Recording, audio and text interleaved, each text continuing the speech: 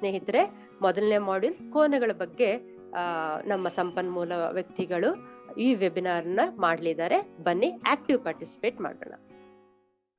ಎಲ್ಲರಿಗೂ ನಮಸ್ಕಾರ. ಸ್ನೇಹಿತರೆ, ನೀವು ಇಲ್ಲಿ ನೋಡ್ತಿರೋ ಹಾಗೆ ಒಂದ್ ಜಾಗದಲ್ಲಿ ಇಬ್ರು ಮಕ್ಕಳು ನಿಂತಿದ್ದಾರೆ. ಇವರ ಹೆಸರು ಸ್ಮಿತಾ ಹಾಗೂ ಸಂತು ಅಂತ. ಇವರಿಬ್ರು ಅವರ ಸ್ನೇಹಿತ ರವಿ ಬರುವಿಕೆಗೆ ಕಾಯ್ತಿದ್ದಾರೆ. ಈ ಮೂರು ಮಕ್ಕಳು ಒಂದೇ ಶಾಲೆಯಲ್ಲಿ ವ್ಯಾಸಂಗ ಮಾಡ್ತಿರ್ತಾರೆ. ಒಂದಿನ ಶಾಲೆಯ ಮೈದಾನದಲ್ಲಿ ಆಟ ಆಡ್ಬೇಕಾದ್ರೆ ಇವರಿಗೆ ಒಂದು ನಕ್ಷೆ ಸಿಗುತ್ತೆ. ಕುತೂಹಲದಿಂದ ಮೂರು ಜನ ತೆಗೆದು ನೋಡ್ತಾರೆ. ಅದರಲ್ಲಿ ಮ್ಯಾಜಿಕ್ ಪೆನ್ ಇರುವ ಖಜಾನೆ ಕಾಣಿಸುತ್ತೆ. ಹೇಗಾದ್ರೂ ಮಾಡಿ ಮ್ಯಾಜಿಕ್ ಪೆನ್ನ ಪಡೆಯಲೇಬೇಕೆಂದು ನಿರ್ಧರಿಸ್ಕೊಳ್ತಾರೆ ಹಾಗೂ ನಾಳೆಯೇ ಅವರ ಪ್ರಯಾಣ ಶುರು ಮಾಡುವುದಾಗಿಯೂ ನಿರ್ಧರಿಸ್ತಾರೆ.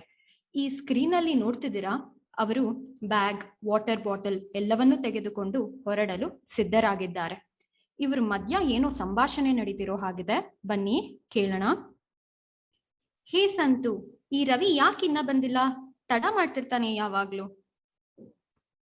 ಸ್ಮಿತಾ, ರವಿ ಯಾವಾಗ್ಲೂ ಲೇಟು, ಬೇಗ ಬರೋದೇ ಇಲ್ಲ. ಮ್ಯಾಪ್ ಬೇರೆ ಅವನ ಹತ್ರನೇ ಇದೆ. ಹೇ, ನಾನ್ ಬಂದೆ. ಬಾ ರವಿ, ಎಷ್ಟೊತ್ ಕಾಯಿಸ್ತೀಯ ನಮ್ಮನ್ನ? ಯಾವಾಗ್ಲೂ ತಡ ಮಾಡ್ತೀಯ. ಸರಿ, ಈಗ ಲೇಟ್ ಆಗಿದೆ, ನಡೀರಿ ಹೊರಡೋಣ ಎಲ್ರು. ನೀವ್ ನೋಡ್ತಿರ್ಬೋದು, ರವಿ ಕೈಯಲ್ಲಿ ನಕ್ಷೆ ಇದೆ, ರೂಟ್ ಮ್ಯಾಪ್ ಮೈಂಡಲ್ಲೇ ಓಡ್ತಿದೆ. ಇವಾಗ ಮೂರು ಜನ ಮಕ್ಕಳು ಮಾತಾಡ್ಕೊಂಡು ಹೊರಡುತ್ತಾರೆ. ಕಾಡು ಮರಗಳ ಮಧ್ಯ ಹೋಗ್ತಿರ್ಬೇಕಾದ್ರೆ ಇವರಿಗೆ ಒಂದು ಗುಹೆ ಕಾಣಿಸುತ್ತೆ. ಏನೋ ಮಿಂಚ್ ಬಂದಂಗ ಆಗತ್ತೆ. ಒಂದು ಬಾಗ್ಲು ಕೂಡ ಕಾಣಿಸುತ್ತೆ. ಆ ಸಂದರ್ಭದಲ್ಲಿ ಒಂದು ಧ್ವನಿ ಕೇಳ್ಬರುತ್ತೆ. ಬನ್ನಿ ಏನು ಅಂತ ನೋಡೋಣ. ಮಕ್ಕಳೇ, ನಾನು ಕೇಳಿದ ಪ್ರಶ್ನೆಗೆ ಉತ್ತರ ಹೇಳಿದರೆ ನಿಮ್ಮ ಪ್ರಯಾಣವನ್ನು ಮುಂದುವರಿಸಬಹುದು. ಅಯ್ಯೋ, ಪ್ರಶ್ನೆನಾ? ಏನ್ ಪ್ರಶ್ನೆ ಅದು? ಮಕ್ಕಳೇ, ಈ ಬಾಗಿಲಿನ ಎತ್ತರ ಎಷ್ಟು ಮತ್ತು ಎತ್ತರವನ್ನು ಹೇಳಲು ಯಾವ ಮಾನವನ್ನು ಬಳಸುತ್ತೀರಾ? ಅರೆ, ಈ ಪ್ರಶ್ನೆಗೆ ನನ್ಗೇನೋ ಈ ಬಾಗ್ಲನ್ನ ನೋಡ್ತಿದ್ರೆ 1 ಮೀಟರ್ ಇರ್ಬೋದಾ ಅಂತ ಅನ್ನಿಸ್ತಿದೆ. ಏನಂತ್ಯ ಸಂತು? ಸ್ಮಿತಾ, ನನ್ಗನ್ಸುತ್ತೆ ಇದು 3 ಮೀಟರ್ ಇರಬಹುದು. ನೀನೇನ್ ಹೇಳ್ತೀಯ ರವಿ?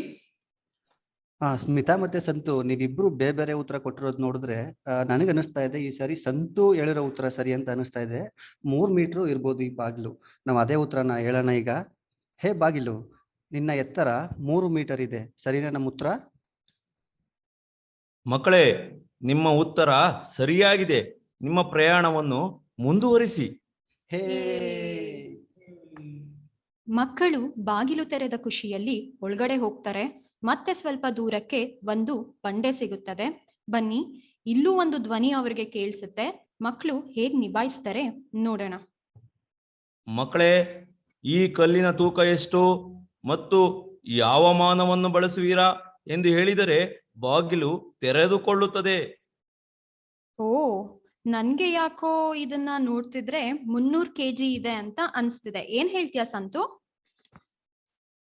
ಇಲ್ಲ ಸ್ಮಿತಾ, ಈ ಕಲ್ಲು ತುಂಬಾ ಭಾರ ಇದೆ ಮತ್ತೆ ದಪ್ಪ ಇದೆ. ಹಾಗಾಗಿ ನನ್ಗೇನೋ 400 kg ಇರ್ಬೋದು ಅನ್ಸುತ್ತೆ. ನೀನೇನೇನ್ ಹೇಳ್ತೀಯ ರವಿ? ಅಯ್ಯೋ, ಮತ್ತೆ ನೀವಿಬ್ರು ಬೇರೆ ಬೇರೆ ಉತ್ತರ ಕೊಟ್ರಾ? ನನಗನ್ಸುತ್ತೆ ಈ ಸಾರಿ ಸ್ಮಿತಾ ಹೇಳಿರೋ ಉತ್ತರನೇ ಸರಿ ಅಂತ ಸಂತು. ಹಾಗಿದ್ರೆ 300 kgನೇ ತಗೊಳ್ಳೋಣ. ಹೇ ಬಂಡೆ, ನಿನ್ನ ತೂಕ 300 kg, ಸರಿನಾ ನಮ್ಮ ಉತ್ತರ? ಮಕ್ಕಳೇ, ನಿಮ್ಮ ಉತ್ತರ ಸರಿಯಾಗಿದೆ. ನಿಮ್ಮ ಪ್ರಯಾಣವನ್ನು ಮುಂದುವರಿಸಿ. ಎರಡನೇ ಪ್ರಶ್ನೆಗೂ ಉತ್ತರಿಸಿ ಮಕ್ಕಳು ಒಳಗೆ ಹೋಗ್ತಾರೆ. ಇನ್ನ ಸ್ವಲ್ಪ ದೂರ ಮ್ಯಾಜಿಕ್ ಪೆನ್ ಸಿಗುತ್ತೆ ಅನ್ನೋ ಖುಷಿ ಮಕ್ಕಳಿಗೆ. ಹಾಗೆ ಮುಂದೆ ಹೋಗುವಾಗ ಅವರಿಗೆ ನದಿ ಸಿಗುತ್ತೆ. ದೋಣಿಯನ್ನು ಬಳಸಿ ಅವರ ಪ್ರಯಾಣ ಮುಂದುವರಿಸುತ್ತಾರೆ. ಹೀಗೆ ಹೋಗ್ತಿರ್ಬೇಕಾದ್ರೆ ಒಂದು ಮೊಸಳೆ ಎದುರಾಗತ್ತೆ. ಇಲ್ಲಿ ಮಕ್ಕಳಿಗೆ ಮೊಸಳೆ ಏನೋ ಕೇಳ್ತಿರೋ ಹಾಗಿದೆ. ಬನ್ನಿ ನೋಡೋಣ. ಮಕ್ಕಳೇ, ನನ್ನ ಬಾಯಿ ಎಷ್ಟು ಅಗಲ ತೆರೆದಿದೆ ಎಂದು ಹೇಳಿದರೆ ನಿಮ್ಮನ್ನು ಮುಂದೆ ಬಿಡುತ್ತೇನೆ. ಸ್ಮಿತಾ, ನನ್ಗನ್ಸುತ್ತೆ ಈ ಬಾಯಿ, ಮೊಸಳೆ ಬಾಯಿ ಅಗಲ ಒಂದು 10 ಸೆಂಟಿಮೀಟರ್ ಇರ್ಬೋದಾ? ಇಲ್ಲ ಸಂತು, ನನ್ಗೇನ್ ಅನ್ಸ್ತಿದೆ ಅಂದ್ರೆ ಅದ್ರ ಬಾಯಿ ನೋಡ್ತಿದ್ರೆ ಒಂದು 20 ಸೆಂಟಿಮೀಟರ್ ಇರ್ಬೋದಾ ಅಂತ. ಏನಂತ್ಯ ರವಿ ನೀನು? ಈ ಸಾರಿ ಸ್ಮಿತಾ ಮತ್ತೆ ಸಂತು ನೀವಿಬ್ರು ಹೇಳಿರೋ ಉತ್ತರನೂ ತಪ್ಪಿದೆ. ಯಾಕಂದ್ರೆ ನಾವು ಮೊಸಳೆ ಬಾಯಿ ಎಷ್ಟು ಅಗಲ ತೆರೆದಿದೆ ಅನ್ನೋದನ್ನ ಸೆಂಟಿಮೀಟರ್ ನಲ್ಲಿ ಅಳತೆ ಮಾಡೋದಕ್ಕಾಗಲ್ಲ. ನೀವೆಲ್ಲ ನಮ್ಮ ತರಗತಿನಲ್ಲಿ ಟೀಚರ್ ಕೋನಗಳ ಬಗ್ಗೆ ಹೇಳ್ಕೊಟ್ಟಿರೋದನ್ನ ಮರ್ತಿದ್ದೀರಿ ಅನ್ಸುತ್ತೆ. ಸೊ ಇದಕ್ಕೆ ಸರಿಯಾದ ಉತ್ತರ 30 ಡಿಗ್ರಿ. ಮೊಸಳೆ, ನೀನು 30 ಡಿಗ್ರಿ ಅಷ್ಟು ಬಾಯಿನ ತೆರೆದಿದೀಯಾ. ನಮ್ಮ ಉತ್ತರ ಸರಿನಾ? ಮಕ್ಕಳೇ, ನಿಮ್ಮ ಉತ್ತರ ಸರಿಯಾಗಿದೆ. ನಿಮ್ಮ ಪ್ರಯಾಣವನ್ನ ಮುಂದುವರಿಸಿ. ಹೀಗೆ 3 ಪ್ರಶ್ನೆಗೆ ಉತ್ತರಿಸಿ ಮುಂದೆ ಹೋಗ್ತಾರೆ. ಅವರಿಗೆ ಮ್ಯಾಜಿಕ್ ಪೆನ್ ಇರುವ ಖಜಾನೆ ದೊರೆಯುತ್ತದೆ. ಹಾಗೆ ಮ್ಯಾಜಿಕ್ ಪೆನ್ ಕೂಡ ಸಿಗುತ್ತೆ. ಖುಷಿಯಿಂದ ಹಿಂದಿರುಗುವಾಗ ಕಾಡಿನ ಮಧ್ಯೆ ಇವರ ಸ್ನೇಹಿತ ವಿಷ್ಣು ಸಿಗ್ತಾನೆ. ಜೊತೆಗೆ 4 ಜನ ಮಾತಾಡ್ಕೊಂಡು ಹೋಗ್ತಿರ್ತಾರೆ. ಇವರ ಮಧ್ಯೆ ಏನೋ ಸಂಭಾಷಣೆ ನಡೀತಿದೆ. ಬನ್ನಿ ನೋಡೋಣ. ಹಾಯ್ ರವಿ. ಹಾಯ್ ವಿಷ್ಣು. ರವಿ, ಅಲ್ಲಿ ನೋಡು, ಕೋತಿಗಳು ಎಷ್ಟು ಚೆನ್ನಾಗಿ ವ್ಯಾಯಾಮ ಮಾಡ್ತಾ ಇದ್ದಾವೆ. ಹಾ ವಿಷ್ಣು, ಆ ಕೋತಿಗಳು ನೋಡು, ಒಂದ್ ಕೋತಿ ತುಂಬಾ ತೆಳ್ಳಗಿದೆ, ಮತ್ತೆ ಇನ್ನೊಂದು ಕೋತಿ ತುಂಬಾ ದಪ್ಪಗಿದೆ. ಯಾಕೆ ಈ ವ್ಯತ್ಯಾಸ ವಿಷ್ಣು? ಹಾ ಹೌದು, ಕರೆಕ್ಟ್. ನೋಡು, ಯಾವ ಕೋತಿ ವ್ಯಾಯಾಮ ಮಾಡ್ತಾ ಇದೆಯೋ ಆ ಕೋತಿ ಸಣ್ಣಗಿದೆ. ಯಾವ ಕೋತಿ ವ್ಯಾಯಾಮ ಮಾಡೋದಿಲ್ವೋ ಆ ಕೋತಿ ದಪ್ಪಗಿದೆ. ನಾವು ಅಷ್ಟೇ ಅಲ್ವಾ? ಯಾವಾಗ ನಾವು ಉತ್ತಮ ಆರೋಗ್ಯವನ್ನ ಪಡ್ಕೋಬೇಕು ಅಂದ್ರೆ ನಾವು ವ್ಯಾಯಾಮ ಮಾಡಬೇಕು. ವ್ಯಾಯಾಮ ಮಾಡೋದ್ರಿಂದ ನಮ್ಮ ದೇಹ ಉತ್ತಮವಾಗಿರುತ್ತೆ, ನಾವು ಉತ್ತಮ ಆರೋಗ್ಯವನ್ನ ಪಡ್ಕೋತೀವಿ. ಹಾಗಾಗಿ ನಾವೆಲ್ಲರೂ ಕೂಡ ವ್ಯಾಯಾಮವನ್ನ ಮಾಡೋದ್ರಿಂದ ನಮ್ಮ ದೇಹವನ್ನ ಉತ್ತಮವಾಗಿ ಇಟ್ಕೋಬಹುದು. ಅದೇ ರೀತಿ ಈ ವ್ಯಾಯಾಮಗಳಲ್ಲಿ ಅನೇಕ ರೀತಿಯ ವ್ಯಾಯಾಮಗಳನ್ನ ನಾವು ನೋಡ್ತಾ ಇದ್ದೀವಿ.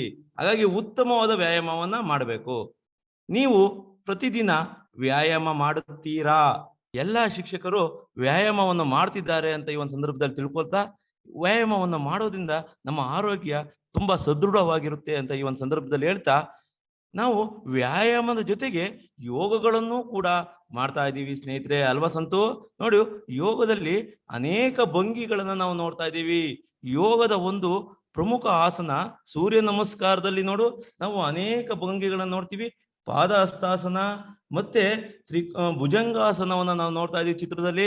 ಅದೇ ರೀತಿ ಇನ್ನೂ ಒಂದು ಆಸನಗಳನ್ನ ನಾವು ನೋಡ್ತಾ ಇದೀವಿ. ನೋಡಿಲಿ, ವೀರಭದ್ರಾಸನ ಇದೆ, ಮತ್ತೆ ವೃಕ್ಷಾಸನ ಇದೆ, ಇವೆಲ್ಲವುಗಳು, ಮತ್ತೆ ತ್ರಿಕೋನಾಸನ ಇದೆ. ಇವೆಲ್ಲವುಗಳ ಯೋಗಗಳನ್ನ ಮಾಡ್ತಾ ನಮ್ಮ ದೇಹ ಮತ್ತು ಮನಸ್ಸನ್ನ ಉತ್ತಮವಾಗಿಟ್ಕೊಳ್ಳೋದಿಕ್ಕೆ ಈ ಯೋಗಗಳು ತುಂಬಾ ಸಹಾಯಕವಾಗಿರ್ತವೆ. ಹಾಗಾಗಿ ಸ್ನೇಹಿತರೆ, ಎಲ್ಲರೂ ಕೂಡ ಯೋಗ ಮತ್ತು ವ್ಯಾಯಾಮವನ್ನ ಮಾಡಬೇಕು. ನೋಡಿ ಸ್ನೇಹಿತರೆ, ಇಲ್ಲಿಯವರೆಗೂ ನಮ್ಮ ಸ್ನೇಹಿತ ವಿಷ್ಣು ಯೋಗದ ಪ್ರಾಮುಖ್ಯತೆಯನ್ನು ತಿಳಿಸಿಕೊಟ್ಟರು. ಹಾಗಾದರೆ ನಮ್ಮ ತರಗತಿ ಕೋಣೆಯಲ್ಲಿ ಯೋಗ ಭಂಗಿಗಳೊಂದಿಗೆ ಸಂಬಂಧಿಸಬಹುದಾದ ವಿಷಯವನ್ನು ಊಹಿಸಿ. ಸಮೀಕ್ಷಾ ಪ್ರಶ್ನೆ ಬಂದಿದೆ, ಆಯ್ಕೆಗಳು ಸಹ ಇದೆ. ಸಂಖ್ಯೆಗಳು, ಕೋನಗಳು, ರೇಖೆಗಳು. ಈಗ ಸರಿಯಾದ ಆಯ್ಕೆಯನ್ನ ನೋಡ್ತಾ ಹೋಗೋಣ. ಯೋಗದ ವಿವಿಧ ಭಂಗಿಗಳೊಂದಿಗೆ ಸಂಬಂಧಿಸಬಹುದಾದ ವಿಷಯ ಕೋನಗಳು. ಕೆಲವು ವರ್ಷಗಳ ನಂತರ ಸ್ಮಿತಾ, ಸಂತು, ರವಿ, ವಿಷ್ಣು ಎಲ್ಲರೂ ಭೇಟಿಯಾಗಿದ್ದಾರೆ. ಇವರು ತಮ್ಮ ವಿದ್ಯಾಭ್ಯಾಸವನ್ನು ಬೇರೆ ಬೇರೆ ರಾಜ್ಯಗಳಲ್ಲಿ, ದೇಶಗಳಲ್ಲಿ ಪೂರ್ಣಗೊಳಿಸಿ ಮತ್ತೆ ತಮ್ಮ ಊರಿಗೆ ಬಂದಿದ್ದಾರೆ. ಬನ್ನಿ, ಎಷ್ಟು ಖುಷಿಯಲ್ಲಿದ್ದಾರೆ, ಏನ್ ಮಾತಾಡ್ತಿದ್ದಾರೆ ನೋಡೋಣ. ಹಾಯ್ ರವಿ. ಹಾಯ್ ಸಂತು. ಎಲ್ಲರೂ ಹೇಗಿದ್ದೀರಾ? ಎಷ್ಟು ವರ್ಷ ಆಯ್ತು ನಿಮ್ಮನ್ನೆಲ್ಲ ನೋಡಿ. ಹೇಗಿದ್ಯಾ ರವಿ? ಹಾ ಸ್ಮಿತಾ, ನಾನ್ ಚೆನ್ನಾಗಿದ್ದೀನಿ. ನೀವೆಲ್ರೂ ಹೇಗಿದ್ದೀರಾ? ನಾವೆಲ್ಲ ಮೀಟ್ ಮಾಡಿ ಎಷ್ಟು ವರ್ಷಗಳಾಯ್ತಲ್ವಾ? ಆದ್ರೂ ನಾವು ಶಾಲೆನಲ್ಲಿ ಓದ್ತಾ ಇದ್ದಾಗ ಮ್ಯಾಜಿಕ್ ಪೆನ್ ಹುಡ್ಕೊಂಡು ಹೋಗಿದ್ವಲ್ಲ, ಅದನ್ನ ನಾವು ಜೀವನದಲ್ಲಿ ಮರೆಯಕ್ ಆಗೋದೇ ಇಲ್ಲ. ಸೊ ಅಲ್ಲಿ ಕೋನಗಳ ಬಗ್ಗೆ ನಾವು ಎಷ್ಟೊಂದೆಲ್ಲ ತಿಳ್ಕೊಂಡ್ವು. ಸಂತು, ಅದ್ರ ಬಗ್ಗೆ ನೀನೇನಾದ್ರೂ ಹೇಳಕ್ ಇಷ್ಟಪಡ್ತೀಯಾ? ಹಾ ರವಿ, ನಾನು ಹೊರದೇಶಕ್ಕೆ ವಿದ್ಯಾಭ್ಯಾಸಕ್ಕಾಗಿ ಹೋಗಿದ್ದಾಗ ಕೆಲವು ಫೋಟೋಗಳನ್ನ ತಂದಿದ್ದೇನೆ. ನೋಡಿಲ್ಲಿ, ನಿಮ್ಗೆ ಆ ಫೋಟೋಗಳನ್ನ ತೋರಿಸ್ತೇನೆ. ಸ್ಮಿತಾ, ಈ ಚಿತ್ರದಲ್ಲಿ ಕಾಣುತ್ತಿರುವುದು ಏನು ಎಂದು ನಿನಗೆ ತಿಳಿದಿದೆಯೇ? ಇಲ್ಲ ಸಂತು, ನಾನಿದನ್ನ ನೋಡಿಲ್ಲ. ರವಿ, ನಿನಗೇನಾದ್ರೂ ತಿಳಿದಿದೆಯಪ್ಪ? ಹಾ ಸಂತು, ಇದು ಪಿಸಾದ ವಾಲುಗೋಪುರ ಅಲ್ವಾ?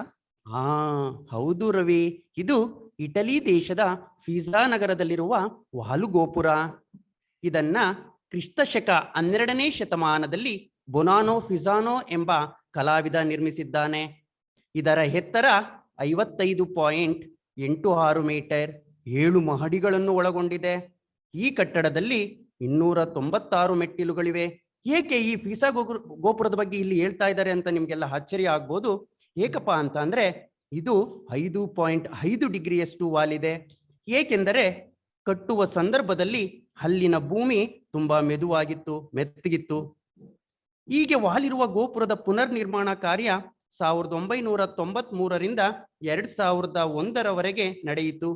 ಆಗ ಒಂದು ಪಿಲ್ಲರ್ ಅನ್ನು ಕಟ್ಟುವ ಮೂಲಕ 5.5 ಡಿಗ್ರಿ ವಾಲಿದ್ದ ಗೋಪುರವನ್ನು 3.97 ಡಿಗ್ರಿಗೆ ಕಡಿಮೆ ಮಾಡಲಾಯಿತು.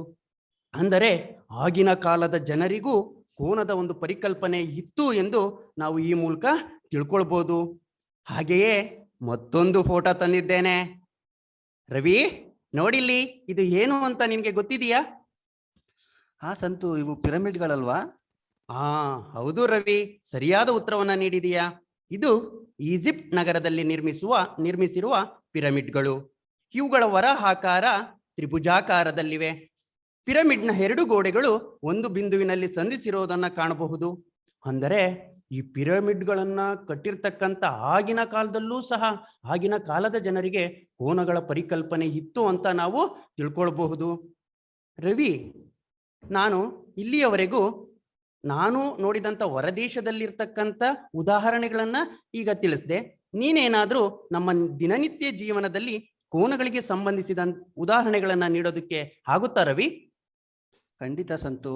ನಾನು ಕೂಡ ನಮ್ಮ ಸುತ್ತಮುತ್ತ ಹಲವಾರು ನಿದರ್ಶನಗಳನ್ನ, ಮತ್ತೆ ನಾವು ಎಲ್ಲೆಲ್ಲಿ ಕೋನಗಳನ್ನ ಅನ್ವಯ ಮಾಡ್ಕೋತೀವಿ ಅನ್ನುವಂತಹ ನಿದರ್ಶನಗಳನ್ನ ಚಿತ್ರ ಸಮೇತ ಈಗ ನಿಮ್ಗೆ ಎಕ್ಸ್ಪ್ಲೈನ್ ಮಾಡ್ತೀನಿ ಸಂತು. ಮೊದಲನೇದಾಗಿ, ಈಗ ನೀವು ಚಿತ್ರ ಕಾಣಿಸ್ತಾ ಇದೆಯಲ್ವಾ, ನಾವು ಒಂದು ಭೂಮಿಯ ಚಿತ್ರವನ್ನ ತಗೊಂಡಿದ್ದೇನೆ. ಅಲ್ಲಿ 2 ಡಾಟೆಡ್ ಲೈನ್ ಕೂಡ ಹಾಕಿದ್ದೇನೆ. ಅದನ್ನ ನಾವು ಕಾಲ್ಪನಿಕ ರೇಖೆ ಅಂತಾನೂ ಕರಿಬಹುದು. ಹಾಗೆ ಭೂಮಿಯ 2 ಸಮಭಾಗಗಳಾಗಿ ವಿಭಾಗ ಮಾಡುವಂತಹ ಸಮಭಾಜಕ ರೇಖೆಯನ್ನು ಕೂಡ ನಾವು ಇದರಲ್ಲಿ ನೋಡ್ಬೋದು. ಸೊ ಇದನ್ನ ನಾವು ಗಮನಿಸೋದಾದ್ರೆ, ಕಾಲ್ಪನಿಕ ರೇಖೆ ಮತ್ತೆ ನೀವು ಸಮಭಾಜಕ ರೇಖೆ ಏನ್ ನೋಡ್ತಾ ಇದ್ದೀರಿ, ನಾನು ಡಾಟೆಡ್ ಲೈನ್ ಹಾಕಿದ್ದೀನಲ್ಲ, ಅಲ್ಲಿ ಗಮನಿಸಿದಾಗ ಭೂಮಿ ವಾಲಿದೆ ಅಂತ ನಮ್ಗೆ ಅನ್ಸುತ್ತೆ. ಸೊ ಅದು ಸೈಂಟಿಫಿಕ್ ಆಗಿ ಕೂಡ ಪ್ರೂವ್ ಆಗಿದೆ.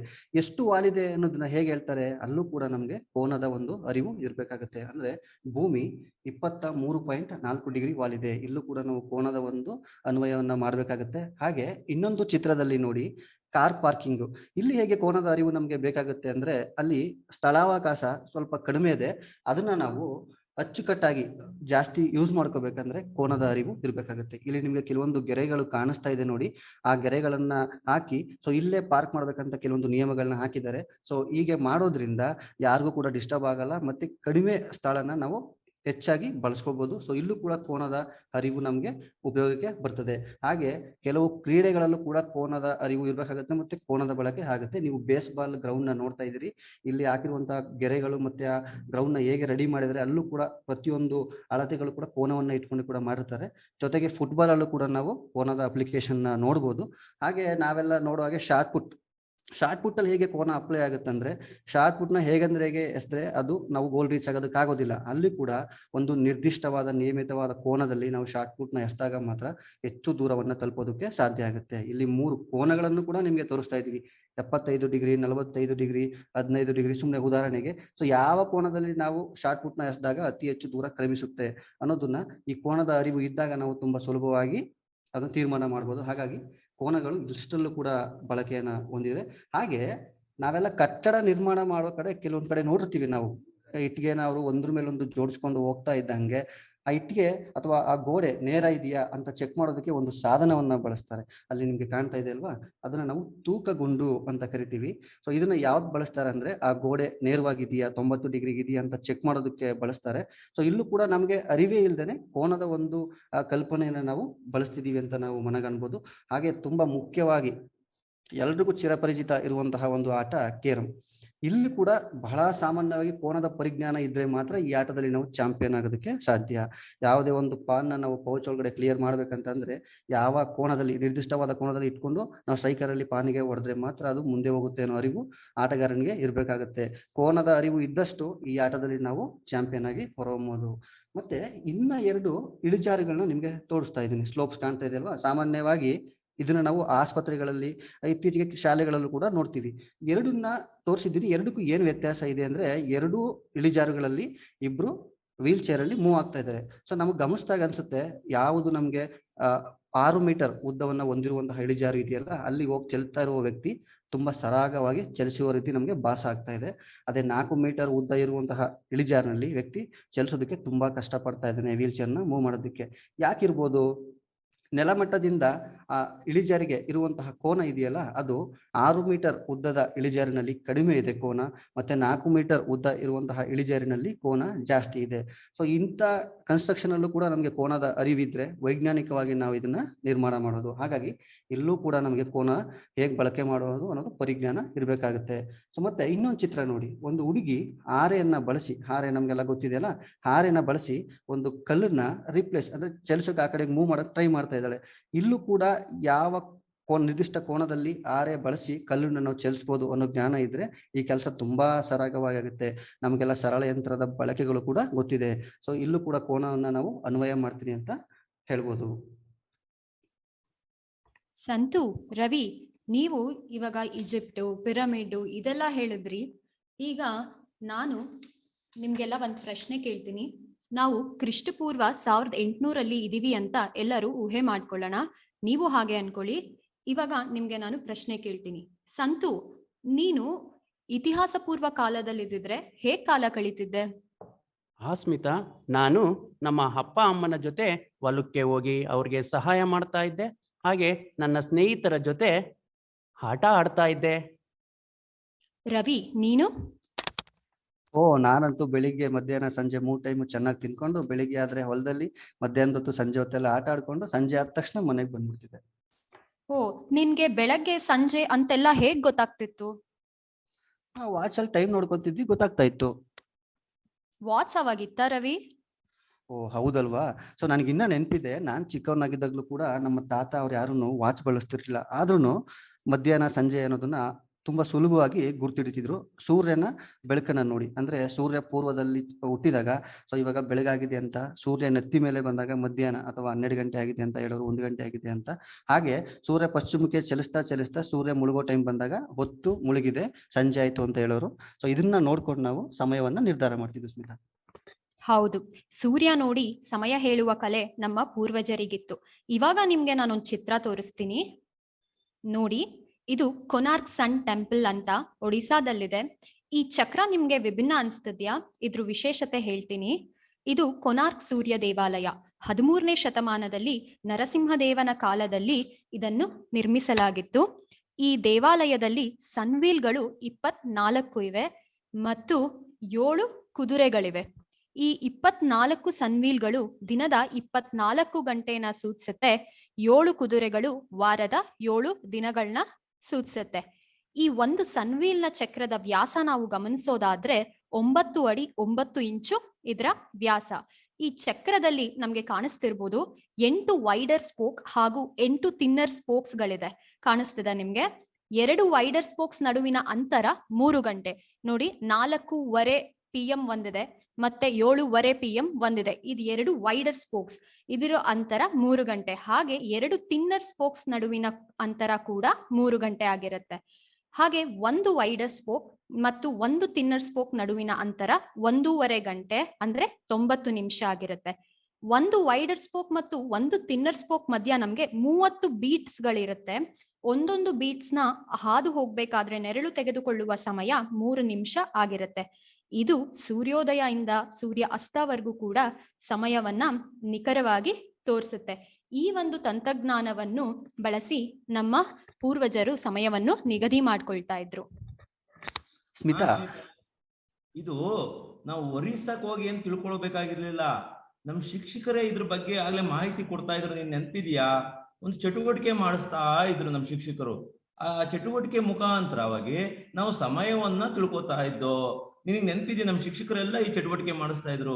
ಈ ಚಟುವಟಿಕೆ ಮಾಡೋದಕ್ಕೆ ಏನ್ ಬೇಕಪ್ಪ ಅಂತಂದ್ರೆ, ಒಂದು ವೃತ್ತಾಕಾರದ ಕಾರ್ಡ್ಬೋರ್ಡ್ ಬೇಕು, ಮತ್ತೆ ಒಂದು ಪೆನ್ಸಿಲ್ ಬೇಕು, ಒಂದು ಟಾರ್ಚ್ ಅನ್ನ ಬಳಸ್ಕೊಂಡು ನಮ್ಮ ಶಿಕ್ಷಕರೇ ಸಮಯವನ್ನ ಯಾವ ರೀತಿ ತೋರಿಸೋದು ಅನ್ನೋದನ್ನ ತಿಳಿಸ್ತಾ ಇದ್ರು.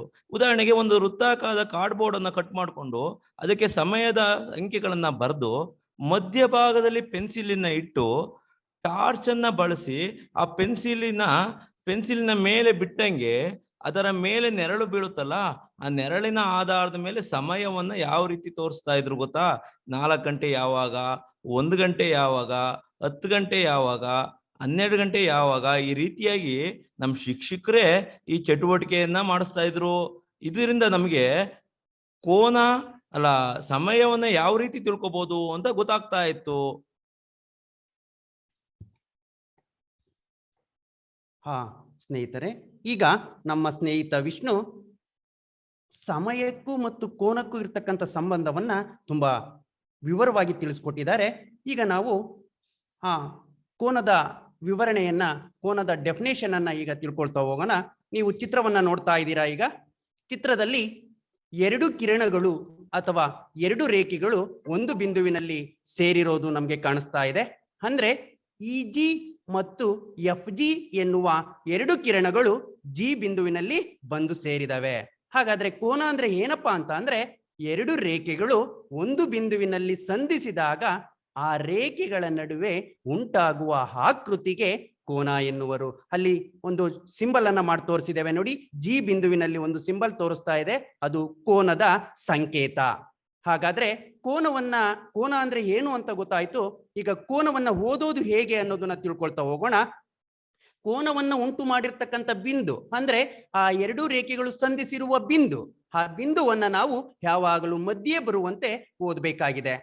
ಉದಾಹರಣೆಗೆ EGF ಕೋನ, EGF ಕೋನ, ಅಥವಾ ಇನ್ನೊಂದು ರೀತಿಯಲ್ಲೂ ಸಹ ನಾವು ಕೋನವನ್ನ ಓದಬಹುದು, FGE ಕೋನ. ಇದೇ ರೀತಿಯಲ್ಲಿ ಎರಡನೇ ಚಿತ್ರವನ್ನ ನೋಡೋದಾದ್ರೆ ಅಲ್ಲಿಯೂ ಸಹ 2 ಕಿರಣಗಳಿದ್ದಾವೆ. AC ಎನ್ನುವುದು ಒಂದು ಕಿರಣ, BC ಎನ್ನುವುದು ಒಂದು ಕಿರಣ. ಈ 2 ಕಿರಣಗಳು C ಬಿಂದುವಿನಲ್ಲಿ ಸೇರಿದಾವೆ, ಅಲ್ಲಿಯೂ ಸಹ ಕೋನ ಉಂಟಾಗಿದೆ. ಹಾಗಾದ್ರೆ ಇಲ್ಲಿ ಕೋನವನ್ನ ಓದೋದು ಹೇಗಪ್ಪ ಅಂತಂದ್ರೆ ACB ಕೋನ, ACB ಕೋನ ಅಥವಾ BCA ಕೋನ. ಇಲ್ಲಿ ಕೋನ ಅಂದ್ರೆ ಏನು ಮತ್ತು ಕೋನಗಳನ್ನ ಹೇಗೆ ಓದೋದು ಅನ್ನೋದನ್ನ ತಿಳ್ಕೊಂಡ್ವಿ.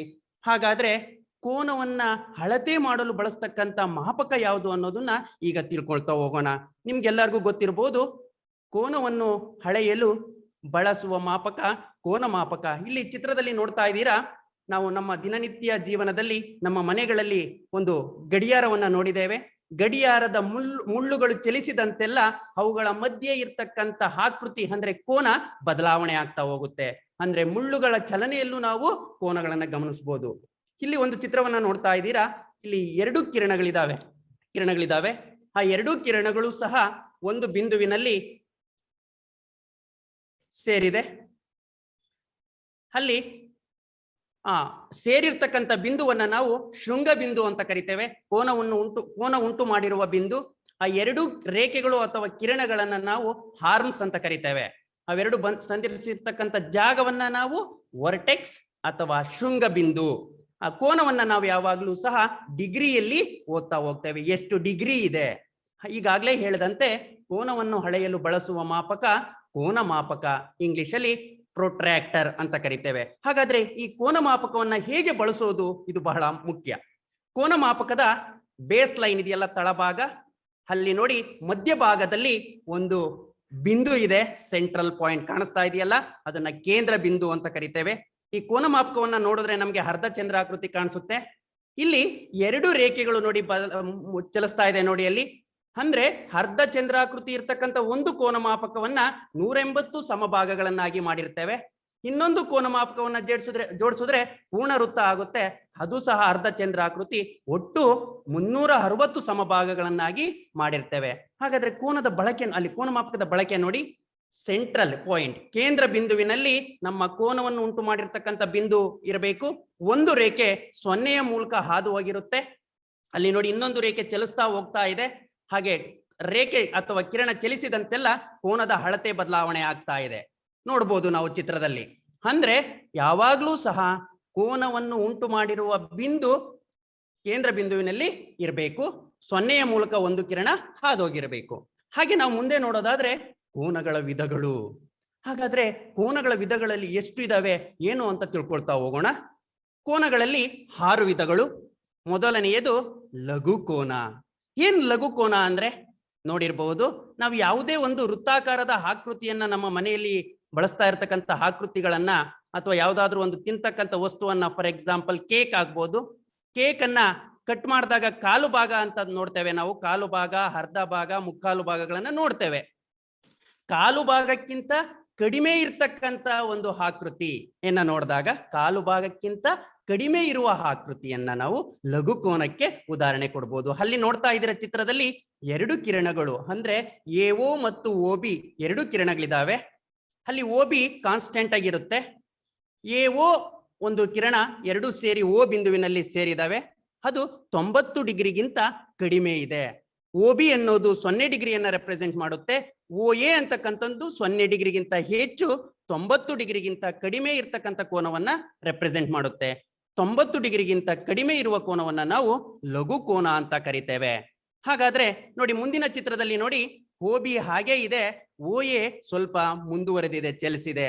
ಅಂದ್ರೆ ಈಗ OB ಮೇಲೆ OA ಲಂಬವಾಗಿ ನಿಂತಿದೆ. ಅಂದ್ರೆ ಇದು ಕಾಲು ಭಾಗಕ್ಕೆ ಸಮನಾಗಿದೆ. ಅಂದ್ರೆ ಕಾಲು ಭಾಗ ಅಂತ ಅಂದ್ರೆ 90 ಡಿಗ್ರಿಗೆ ಸಮನಾಗಿರೋದು. ಹಾಗಾದ್ರೆ 90 ಡಿಗ್ರಿಗೆ ಸಮನಾಗಿರುವ ಕೋನವನ್ನ ನಾವು ಲಂಬ ಕೋನ ಅಂತ ಕರಿತೇವೆ. ಹಾಗೆ ಮುಂದುವರೆದು ಮುಂದೆ ನೋಡಿ, ಈಗ OA ಅಂತಕ್ಕಂಥ ಕಿರಣ ಸ್ವಲ್ಪ 90 ಡಿಗ್ರಿಗಿಂತ ಮುಂದೆ ಹೋಗಿದೆ, ಕಾಣಿಸ್ತಾ ಇದೆ ನಿಮ್ಗೆ. OB ಹಾಗೆ ಇದೆ. ಹಾಗಾದ್ರೆ 90 ಡಿಗ್ರಿಗಿಂತ ಜಾಸ್ತಿ, 180 ಡಿಗ್ರಿಗಿಂತ ಕಡಿಮೆ ಇರ್ತಕ್ಕಂಥ ಕೋನಗಳನ್ನ ನಾವು ವಿಶಾಲ ಕೋನ ಅಂತ ಕರಿತೇವೆ. ನೋಡ್ತಾ ಇದ್ದೀರಾ ಅಲ್ಲಿ, ಇದು 90 ಡಿಗ್ರಿಗಿಂತ ಜಾಸ್ತಿ ಅಂದ್ರೆ ಕಾಲು ಭಾಗಕ್ಕಿಂತ ಜಾಸ್ತಿ, ಅರ್ಧ ಭಾಗಕ್ಕಿಂತ ಕಡಿಮೆ. ಚೆನ್ನಾಗಿ ಅರ್ಥ ಮಾಡ್ಕೊಳ್ಬೇಕು. ಕಾಲು ಭಾಗಕ್ಕಿಂತ ಜಾಸ್ತಿ, ಅರ್ಧ ಭಾಗಕ್ಕಿಂತ ಕಡಿಮೆ ಇರ್ತಕ್ಕಂಥ ಕೋನ ನಾವು ಡಿಗ್ರಿಯಲ್ಲಿ ಹೇಳೋದಾದ್ರೆ 90 ಡಿಗ್ರಿಗಿಂತ ಹೆಚ್ಚು, 180 ಡಿಗ್ರಿಗಿಂತ ಕಡಿಮೆ ಇರುವ ಕೋನವನ್ನ ವಿಶಾಲ ಕೋನ ಅಂತ ಕರಿತೇವೆ. ಹಾಗೆ 4ನೆಯ ವಿಧವನ್ನ ನೋಡ್ತಾ ಇದ್ದೀರಾ. ಅಲ್ಲಿ ಈಗ ಎಒ ಮತ್ತು OBಗಳು ಒಂದು ರೀತಿ ಸರಳ ರೇಖೆಯ ರೀತಿಯಲ್ಲಿ ಕಾಣಿಸ್ತಾ ಇದ್ದಾವೆ. O ಬಿಂದುವಿನಿಂದ B ಮತ್ತು A, OA ಮತ್ತು OBಗಳು ವಿರುದ್ಧ ದಿಕ್ಕಿನಲ್ಲಿ ಚಲಿಸ್ತಾ ಇರೋದನ್ನ ಕಾಣಬಹುದು. ಅಂದ್ರೆ ಇದು ಅರ್ಧ ಭಾಗಕ್ಕೆ ಸಮನಾಗಿದೆ. ಕೋನ ಮಾಪಕದ ಬೇಸ್ಮೆಂಟ್ 2 ರೇಖೆ ಕಿರಣಗಳ ಮೇಲೆ ಕೂತ್ಕೊಳ್ಳಿದೆ. ಅಂದ್ರೆ B ಇಂದ ನಾವು 0 ಡಿಗ್ರಿಯಿಂದ ಆರಂಭ ಮಾಡಿದ್ರೆ A ಹತ್ರ ಬರೋಷ್ಟೊತ್ತಿಗೆ 180 ಡಿಗ್ರಿ ಆಗುತ್ತೆ. ಅಂದ್ರೆ 180 ಡಿಗ್ರಿಗೆ ಸಮನಾಗಿರುವ ಕೋನವನ್ನ ನಾವು ಸರಳ ಕೋನ ಅಂತ ಕರಿತೇವೆ. ಕಾಣಿಸ್ತಾ ಇದೆ ನಿಮ್ಗೆಲ್ಲ ಚಿತ್ರದಲ್ಲಿ AOB ಕೋನ ಸರಳ ಕೋನ. ಹಾಗೆ ಮುಂದುವರೆದು ಈಗ ನೋಡಿ, OA ಇನ್ನೂ ಸ್ವಲ್ಪ ಮುಂದುವರೆದು ಚಲಿಸಿದೆ. ಅಂದ್ರೆ 180 ಡಿಗ್ರಿಗಿಂತ ಜಾಸ್ತಿ ಅಂದ್ರೆ ಅರ್ಧ ಭಾಗಕ್ಕಿಂತ ಜಾಸ್ತಿ, ಅರ್ಥ ಮಾಡ್ಕೊಳ್ಬೇಕು. 180 ಡಿಗ್ರಿಗಿಂತ ಜಾಸ್ತಿ, ಪೂರ್ತಿಗಿಂತ ಕಡಿಮೆ, ಪೂರ್ತಿ ಅಂದ್ರೆ ಪೂರ್ಣ ಆಗ್ಬಿಡುತ್ತೆ, ಅದಕ್ಕಿಂತ ಕಡಿಮೆ ಅಂದ್ರೆ 360 ಡಿಗ್ರಿಗಿಂತ ಕಡಿಮೆ ಇರ್ತಕ್ಕಂಥ ಕೋನವನ್ನ ಸರಳಾಧಿಕ ಕೋನ ಅಂತ ಕರಿತೇವೆ. ಅಲ್ಲಿ ಕಾಣಿಸ್ತಾ ಇದೆ ಚಿತ್ರದಲ್ಲಿ BOA ಕೋನ, ಚಿತ್ರದಲ್ಲಿ ನೋಡಬಹುದು, ಹ್ಯಾರೋ ಮಾರ್ಕ್ ತೋರಿಸಿದೆಯಲ್ಲ, ಆ ಕೋನ ಅದು ಸರಳಾಧಿಕ ಕೋನ. ಮುಂದುವರೆದು ಇನ್ನೊಂದು ಕೋನದ ವಿಧವನ್ನ ನೋಡೋದಾದ್ರೆ ಈಗ ನೋಡ್ಬೋದು, OA ಹಾಗೆ ಮುಂದುವರೆದು ಈಗ B ಹತ್ರ ಬಂದು ನಿಂತಿದೆ, ಓವರ್ಲ್ಯಾಪ್ ಆಗಿದೆ. ನೋಡಿ, B ಮತ್ತು A ಒಂದೇ ಬಿಂದುವಿನಲ್ಲಿ ಓವರ್ಲ್ಯಾಪ್ ಆಗಿದೆ. ಅಂದ್ರೆ OA ಅಂತಕ್ಕಂಥ ಕಿರಣ ಒಂದು ಸುತ್ತು ಹಾಕೊಂಡು ಬಂದು ಮತ್ತೆ B ಹತ್ರ ನಿಂತಿದೆ. ಅಂದ್ರೆ ಪೂರ್ಣ ಒಂದು ವೃತ್ತವನ್ನ, ಒಂದು ಸುತ್ತನ್ನ ಹಾಕಿದೆ. ಅಲ್ಲಿಗೆ 360 ಡಿಗ್ರಿ ಆಯ್ತು. ಅಂದ್ರೆ 360 ಡಿಗ್ರಿಗೆ ಸಮನಾಗಿರುವ ಕೋನವನ್ನ ನಾವು ಪೂರ್ಣ ಕೋನ ಅಂತ ಕರಿತೇವೆ. ಹಾಗೆ ಇಲ್ಲಿ ನಾವೀಗ ಕೋನಗಳ ವಿಧಗಳ ಬಗ್ಗೆ ತುಂಬಾ ಚಿತ್ರಗಳ ಮೂಲಕ ವಿವರವಾಗಿ ತಿಳ್ಕೊಂಡ್ವಿ.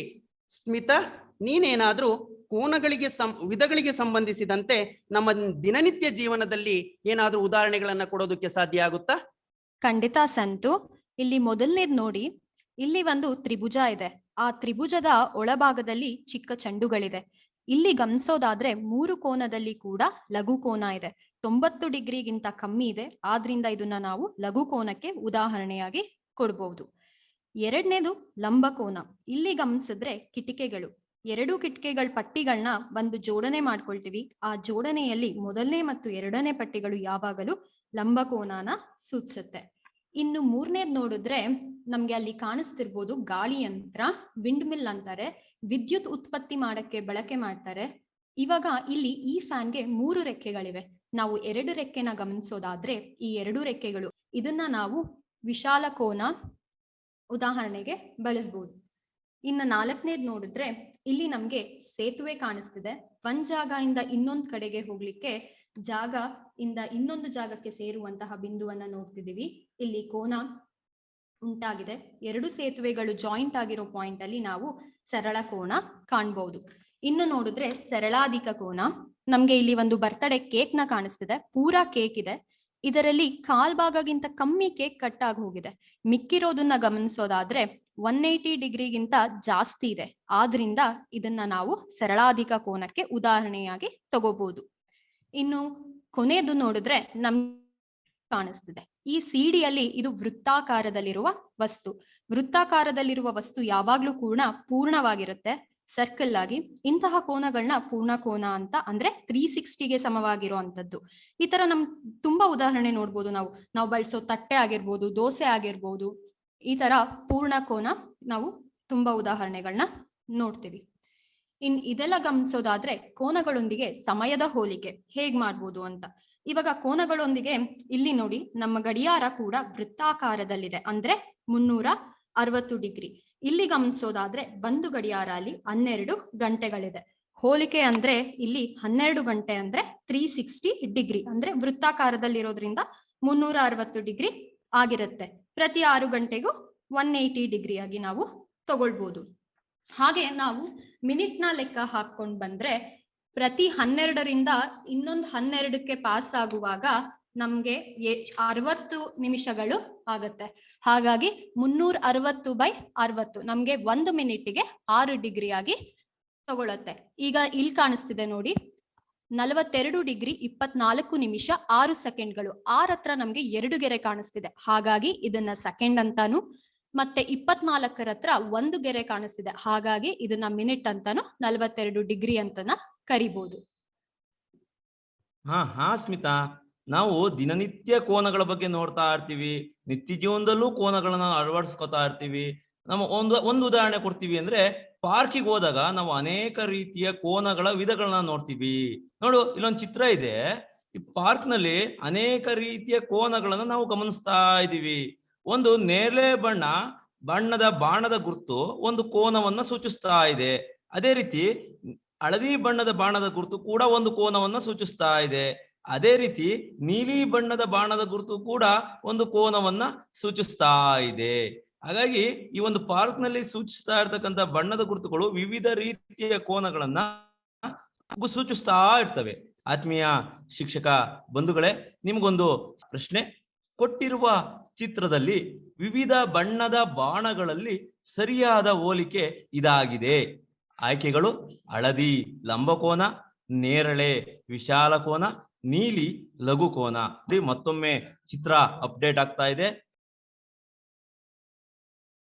ಈ ಒಂದು ಪ್ರಶ್ನೆಗೆ ಕೊಟ್ಟಿರುವ ಚಿತ್ರದಲ್ಲಿ ವಿವಿಧ ಬಣ್ಣದ ಬಾಣಗಳಲ್ಲಿ ಸರಿಯಾದ ಹೋಲಿಕೆ ಇದಾಗಿದೆ ಎನ್ನುವ ಪ್ರಶ್ನೆಗೆ ಹಳದಿ ಲಂಬಕೋನ ಸರಿಯಾದ ಉತ್ತರ ಆಗಿರುತ್ತೆ.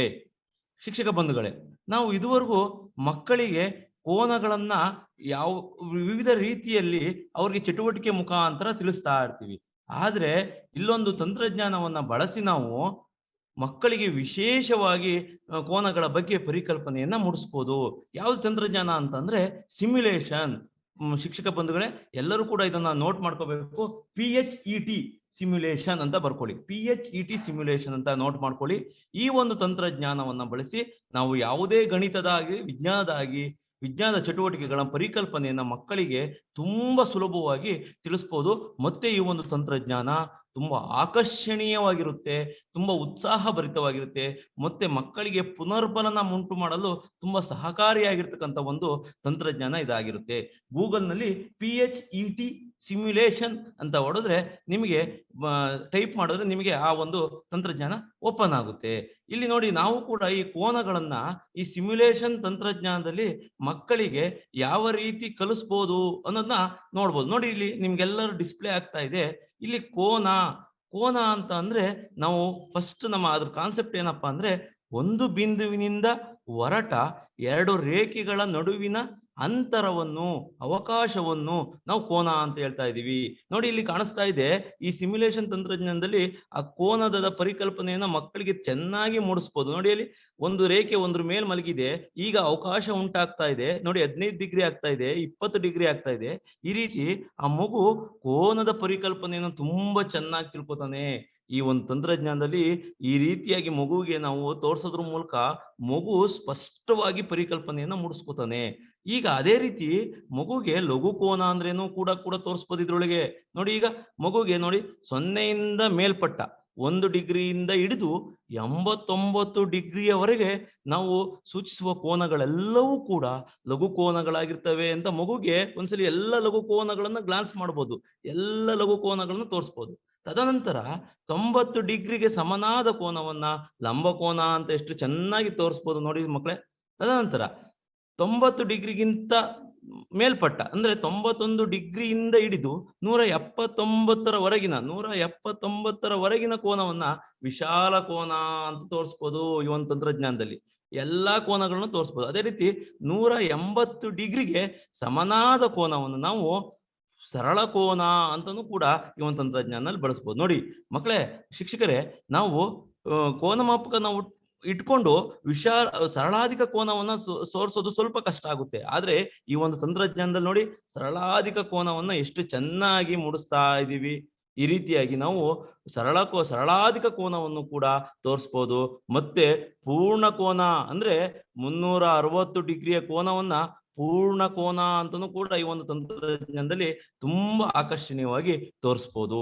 ಅದೇ ರೀತಿ ಈ ಕೋನಗಳ ವಿಧಗಳನ್ನು ತೋರಿಸೋದ್ರ ಜೊತೆಗೆ ನಾವು ಅನೇಕ ರೀತಿಯ ಕೋನಗಳ ಬಗೆಗಳು, ಕೋನಗಳ ಪೂರಕ ಕೋನಗಳನ್ನು ಕೂಡ ಚೆನ್ನಾಗಿ ತೋರಿಸ್ಬೋದು. ನೋಡಿ ಈಗ ನಮಗೆ ಪೂರಕ ಕೋನ ಅಂತ ಅಂದ್ರೆ ಗೊತ್ತಿದೆ, 2 ಕೋನಗಳ ಮೊತ್ತ 90 ಡಿಗ್ರಿಗೆ ಸಮವಾಗಿದ್ದರೆ ಅಂತಹ ಕೋನವನ್ನು ನಾವು ಪೂರಕ ಕೋನ ಅಂತೀವಿ. ನೋಡಿ ಈ ಒಂದು ತಂತ್ರಜ್ಞಾನ ಏನಕ್ಕೆ ಬಳಸ್ಕೋತೀವಿ ಅಂತಂದ್ರೆ ನೋಡಿ ಈ ತಂತ್ರಜ್ಞಾನವನ್ನ ಬಳಸಿ ಒಂದು ಕೋನ 51 ಡಿಗ್ರಿ ಇದೆ, ಇನ್ನೊಂದು ಕೋನ ಮಗುನೇ ಕಂಡುಹಿಡಿತಾನೆ. ನಾವು ಒಂದಾಗಲೇ ಪರಿಕಲ್ಪನೆ ಹೇಳಿದೀವಿ, ಬಿ ಅಂತ ಕೊಟ್ಟಿದೀವಿ. ಮಗು ಇವಾಗ ಕ್ಯಾಲ್ಕುಲೇಟ್ ಮಾಡ್ತಾನೆ, ಎಷ್ಟಿದೆ ಅದು 39 ಡಿಗ್ರಿ ಇದೆ ಅಂತ ಉತ್ತರ ಬರುತ್ತೆ ಅಲ್ಲಿ. ಈ ಒಂದು ತಂತ್ರಜ್ಞಾನ ನೋಡಿ ಮಗು ಅವಾಗ ಬಹಳಷ್ಟು ಉತ್ಸಾಹದಿಂದ ಖುಷಿಯಿಂದ ಆ ಉತ್ತರವನ್ನ ರಿಸೀವ್ ಮಾಡ್ಕೋತಾನೆ. ಈ ತಂತ್ರಜ್ಞಾನದಲ್ಲಿ ನಾವು ಮಗುವಿಗೆ ಬಹಳಷ್ಟು ಆಕರ್ಷಣೀಯವಾಗಿ ಈ ಪೂರಕ ಕೋನಗಳ ಬಗ್ಗೆ ತಿಳಿಸ್ಬೋದು. ತದನಂತರ ಪರಿಪೂರಕ ಕೋನಗಳನ್ನು ಕೂಡ ಈ ಒಂದು ತಂತ್ರಜ್ಞಾನದಲ್ಲಿ ಬಳಸ್ಬೋದು. ನೋಡಿ ಪರಿಪೂರಕ ಕೋನಗಳ ಮೊತ್ತ 2 ಕೋನಗಳ ಮೊತ್ತ ವೆರಿ ಗುಡ್ 2 ಕೋನಗಳ ಮೊತ್ತ 180 ಡಿಗ್ರಿ ಇರುತ್ತೆ. ನೋಡಿ ಒಂದು ಕೋನ 136 ಇದೆ, ಇನ್ನೊಂದು ಕೋನ ಬಿ ಅಂತ ಕೊಟ್ಟಿದೀವಿ. ಮಗು ಕಂಡುಹಿಡಿಯುತ್ತೆ ಈ ಚಿತ್ರದಲ್ಲಿ ಬಿ ಎಷ್ಟಪ್ಪ ಅಂತ ಅಂದಾಗ ಮಗು ಮಾನಸಿಕವಾಗಿ ಲೆಕ್ಕ ಹಾಕ್ತಾನೆ, 44 ಅಂತ ಲೆಕ್ಕ ಹಾಕ್ತಾನೆ. ಅವಾಗ ಉತ್ತರನೂ ಕೂಡ ಆ ತಂತ್ರಜ್ಞಾನದಲ್ಲಿ ಸುಲಭವಾಗಿ ಸಿಗುತ್ತೆ, ಮಗು ಖುಷಿ ಆಗ್ತಾನೆ. ಈ ಒಂದು ತಂತ್ರಜ್ಞಾನವನ್ನ ಬಳಸಿ ಅನೇಕ ರೀತಿಯ ಚಟುವಟಿಕೆಗಳನ್ನ ಮಾಡಿಸ್ಬೋದು. ನೋಡಿ ಈಗ ಒಂದು 141 ಇದೆ, ಒಂದು 39 ಇದೆ. ಪರಿಪೂರಕ ಕೋನಗಳ ಬಗ್ಗೆ ಮಕ್ಕಳಿಗೆ ತುಂಬಾ ಚೆನ್ನಾಗಿ ಪರಿಕಲ್ಪನೆಯನ್ನ ಮೂಡಿಸೋದಿಕ್ಕೆ ಈ ಒಂದು ತಂತ್ರಜ್ಞಾನ ಅವಶ್ಯಕತೆಯಾಗಿದೆ. ಅದೇ ರೀತಿ ಶಿಕ್ಷಕ ಬಂಧುಗಳೇ, ಪಾರ್ಶ್ವಕೋನಗಳು ಅಂತ ಗೊತ್ತಿರ್ಬೇಕು ನಮಗೆ. ಒಂದು ಸರಳ ರೇಖೆಯ ಮೇಲೆ ಉಂಟಾಗುವ ಅನೇಕ ಕೋನಗಳನ್ನು ನಾವೇಂತೀವಿ ಪಾರ್ಶ್ವಕೋನಗಳು ಅಂತ ಹೇಳ್ತೀವಿ. ನೋಡಿ ಇಲ್ಲಿ ಅನೇಕ ಕೋನಗಳು ಉಂಟಾಗಿದೆ, 2ಕ್ಕಿಂತ ಹೆಚ್ಚು ಕೋನಗಳನ್ನ ನಾವು ಪಾರ್ಶ್ವಕೋನಗಳು ಅಂತೀವಿ. 2 ಕೋನಗಳಿದ್ರೆ ಪೂರಕ ಕೋನಗಳು, 2ಕ್ಕಿಂತ ಹೆಚ್ಚು ಕೋನಗಳಿದ್ರೆ ಪಾರ್ಶ್ವಕೋನಗಳು ಅಂತ. ನೋಡಿ ಇಲ್ಲಿ 3 ಕೋನಗಳು ಉಂಟಾಗಿದ್ದಾವೆ. ಒಂದು 39 ಡಿಗ್ರಿ ಇದೆ, ಒಂದು 80 ಡಿಗ್ರಿ ಇದೆ, ಇನ್ನೊಂದು 61 ಡಿಗ್ರಿ ಆಗುತ್ತೆ. ನೋಡಿ ಒಟ್ಟು ಇವು ಎಲ್ಲಾ ಪಾರ್ಶ್ವಕೋನಗಳ ಮೊತ್ತ 180 ಡಿಗ್ರಿ ಆಗುತ್ತೆ. ಹಾಗಾಗಿ ಈ ಪಕ್ಕದಲ್ಲಿರ್ತವೆ, ಪಾರ್ಶ್ವ ಅಂದ್ರೆ ಪಕ್ಕ ಅಕ್ಕಪಕ್ಕದ ಕೋನಗಳನ್ನ ನಾವೇಂತೀವಿ ಪಾರ್ಶ್ವಕೋನಗಳು ಅಂತ ಹೇಳ್ತೀವಿ. ಅಂದ್ರೆ ಇಲ್ಲಿ ಡೆಫಿನೇಷನ್ ಏನಪ್ಪಾ ಅಂದ್ರೆ ಒಂದು ಸರಳ ರೇಖೆಯ ಮೇಲೆ ಉಂಟಾಗುವ 2ಕ್ಕಿಂತ ಹೆಚ್ಚು ಕೋನಗಳನ್ನ ನಾವೇಂತೀವಿ ಪಾರ್ಶ್ವಕೋನಗಳು ಅಂತ ಹೇಳ್ತೀವಿ. ಅದೇ ರೀತಿ ಶಿಕ್ಷಕ ಬಂಧುಗಳೇ, ನಮಗೆ ಈ ಒಂದು ತಂತ್ರಜ್ಞಾನವನ್ನ ಬಳಸಿ ನೋಡಿ ಇದು ಒಂದು ರೇಖೆಯನ್ನ ಮತ್ತೊಂದು ರೇಖೆ ಛೇದಿಸಿದೆ. ಇಲ್ಲಿ ನೋಡಿ ಶಿಕ್ಷಕ ಬಂಧುಗಳೇ, ಇದನ್ನ ಬಹಳಷ್ಟು ಕಾಂಪಿಟೇಟಿವ್ ಎಕ್ಸಾಮ್ಗಳಲ್ಲಿ ಕೇಳ್ತಾ ಇರ್ತಾರೆ. ಇಲ್ಲಿ 2 ರೀತಿಯ ಕೋನಗಳು ಉಂಟಾಗ್ತವೆ. ಒಂದು ಶೃಂಗಾಭಿಮುಖ ಕೋನಗಳು, ಮತ್ತೊಂದು ಪಾರ್ಶ್ವಕೋನಗಳು.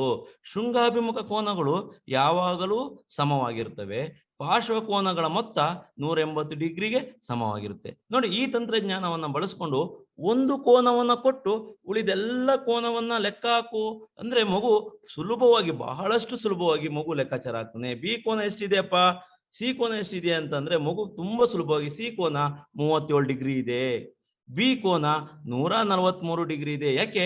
ಶೃಂಗಾಭಿಮುಖ ಕೋನಗಳು ಯಾವಾಗಲೂ ಸಮವಾಗಿರ್ತವೆ. ಈ ರೀತಿಯಾಗಿ ನಾವು ಈ ಒಂದು ತಂತ್ರಜ್ಞಾನವನ್ನು ಬಳಸಿ ಬಹಳಷ್ಟು ಸುಲಭವಾಗಿ ನಾವು ಅದರ ಕೋನಗಳ ಪರಿಕಲ್ಪನೆಯನ್ನು ಚೆನ್ನಾಗಿ ಅರ್ಥೈಸಬಹುದು. ಅದೇ ರೀತಿ ಶಿಕ್ಷಕ ಬಂಧುಗಳೇ, ಈ ಒಂದು ಸಮೀಕ್ಷಾ ಪ್ರಶ್ನೆ ನಿಮಗಾಗಿ. ಪ್ರಶ್ನೆ ಈ ರೀತಿ ಇದೆ: ಪೂರಕ ಕೋನಗಳ ಅಳತೆಯ ಮೊತ್ತ 90 ಡಿಗ್ರಿ.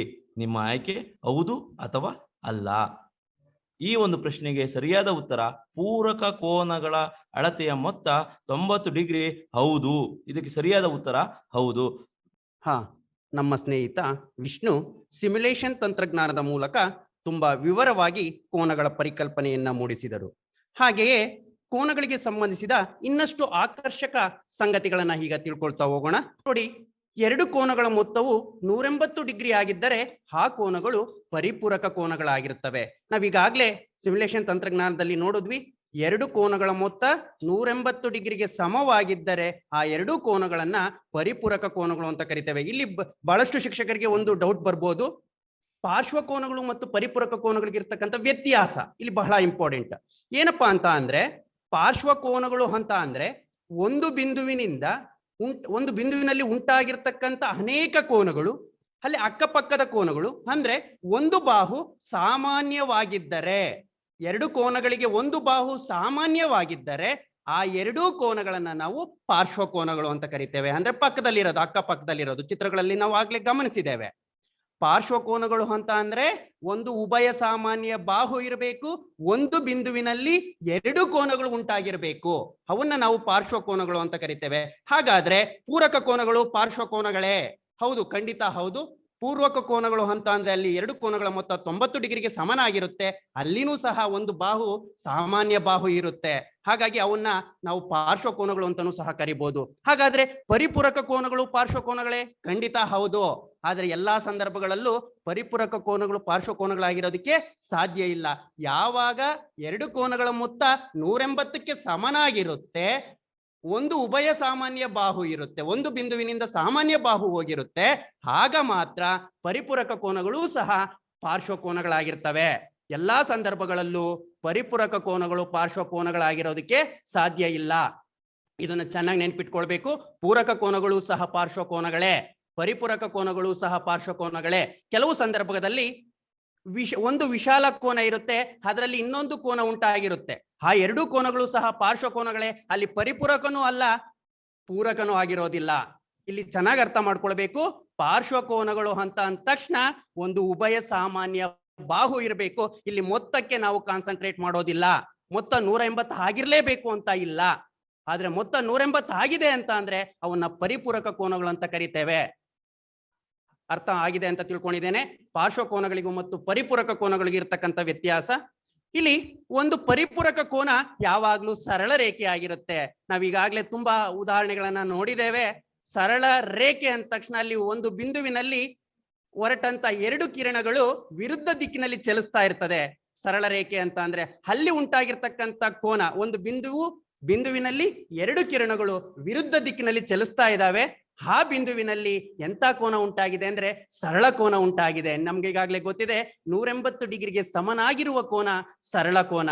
ಅಲ್ಲಿ ಏನಾದ್ರೂ ಆ ಬಿಂದುವಿನಲ್ಲಿ ಇನ್ನೊಂದು ಕೋನ ಏರ್ಪಟ್ರೆ, ಸರಳ ರೇಖೆಯ ಮೇಲೆ ಇನ್ನೊಂದು ಕೋನ ಏರ್ಪಟ್ರೆ ಆ ಎರಡು ಕೋನಗಳ ಮೊತ್ತ 180ಕ್ಕೆ ಸಮನಾಗುತ್ತೆ.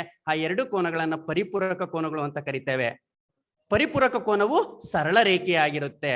ಹಾಗೆಯೇ ಪರಿಪೂರಕ ಕೋನದ ಲಂಬಾರ್ಧಕವು 90 ಡಿಗ್ರಿ ಆಗಿರುತ್ತೆ. ನಮ್ಗೆ ಈಗಾಗಲೇ ಗೊತ್ತಿದೆ, ಪರಿಪೂರಕ ಅಂದ ತಕ್ಷಣ ನಮ್ಮ ಮನಸ್ಸಲ್ಲಿ ಬರಬೇಕು ಅರ್ಧ ವೃತ್ತ. ಅರ್ಧ ವೃತ್ತ ಅಂದ್ರೆ 180 ಡಿಗ್ರಿಗೆ ಸಮನಾಗಿರ್ತಕ್ಕಂಥದ್ದು. ಅದರಲ್ಲಿ ಅರ್ಧ, ಲಂಬ ಅರ್ಧ ಅಂದ್ರೆ 180ರಲ್ಲಿ ಅರ್ಧ 90 ಡಿಗ್ರಿ. ಹೀಗೆ ನಮ್ಗೆ ಪರಿಪೂರಕ ಕೋನದ ಲಂಬಾರ್ಧಕವು 90 ಡಿಗ್ರಿಗೆ ಸಮನಾಗಿರುತ್ತೆ ಅಂತ ನಾವು ಈ ಮೂಲಕ ತಿಳ್ಕೊಳ್ಬಹುದು. ನಮ್ಮೆಲ್ಲರಿಗೂ ಚೆನ್ನಾಗಿ ಗೊತ್ತಿದೆ, ಪರಿಪೂರಕ ಕೋನ ಅಂದ್ರೆ 180 ಡಿಗ್ರಿ, ಅದರಲ್ಲಿ ಅರ್ಧ ಮಾಡಿದಾಗ 90 ಡಿಗ್ರಿ ಸಮನಾಗಿರುತ್ತೆ. ಮುಂದೆ ನೋಡ್ತಾ ಹೋದಾಗ ಪೂರಕ ಕೋನಕ್ಕಿಂತ ಭಿನ್ನವಾಗಿ ಪರಿಪೂರಕ ಕೋನವನ್ನು ರೂಪಿಸಲು ಎರಡು ಲಂಬ ಕೋನಗಳು ಬೇಕಾಗುತ್ತವೆ. ನಮ್ಗೆ ಆಗ್ಲೇ ಗೊತ್ತಿದೆ, ಪೂರಕ ಕೋನ ಅಂತಂದ್ರೆ 90 ಡಿಗ್ರಿಗೆ ಸಮನಾಗಿರುವ ಎರಡು ಕೋನಗಳು. ಇಲ್ಲಿ ಪರಿಪೂರಕ ಕೋನ ಅಂತ ಅಂದ್ರೆ 180 ಡಿಗ್ರಿಗೆ ಸಮನಾಗಿರುವ ಎರಡು ಕೋನಗಳು.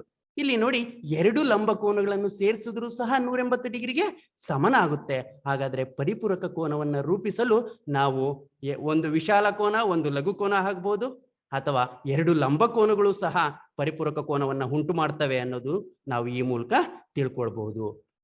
ಇನ್ನೊಂದು ವಿಶೇಷವಾದ ಸಂಗತಿ, ಇದು ಬಹಳ ಪ್ರಾಮುಖ್ಯ. ಪರಿಪೂರಕ ಕೋನವು 180 ಡಿಗ್ರಿಗಳಿಗಿಂತ ಹೆಚ್ಚು ಅಥವಾ ಕಡಿಮೆ ಇರಬಾರದು.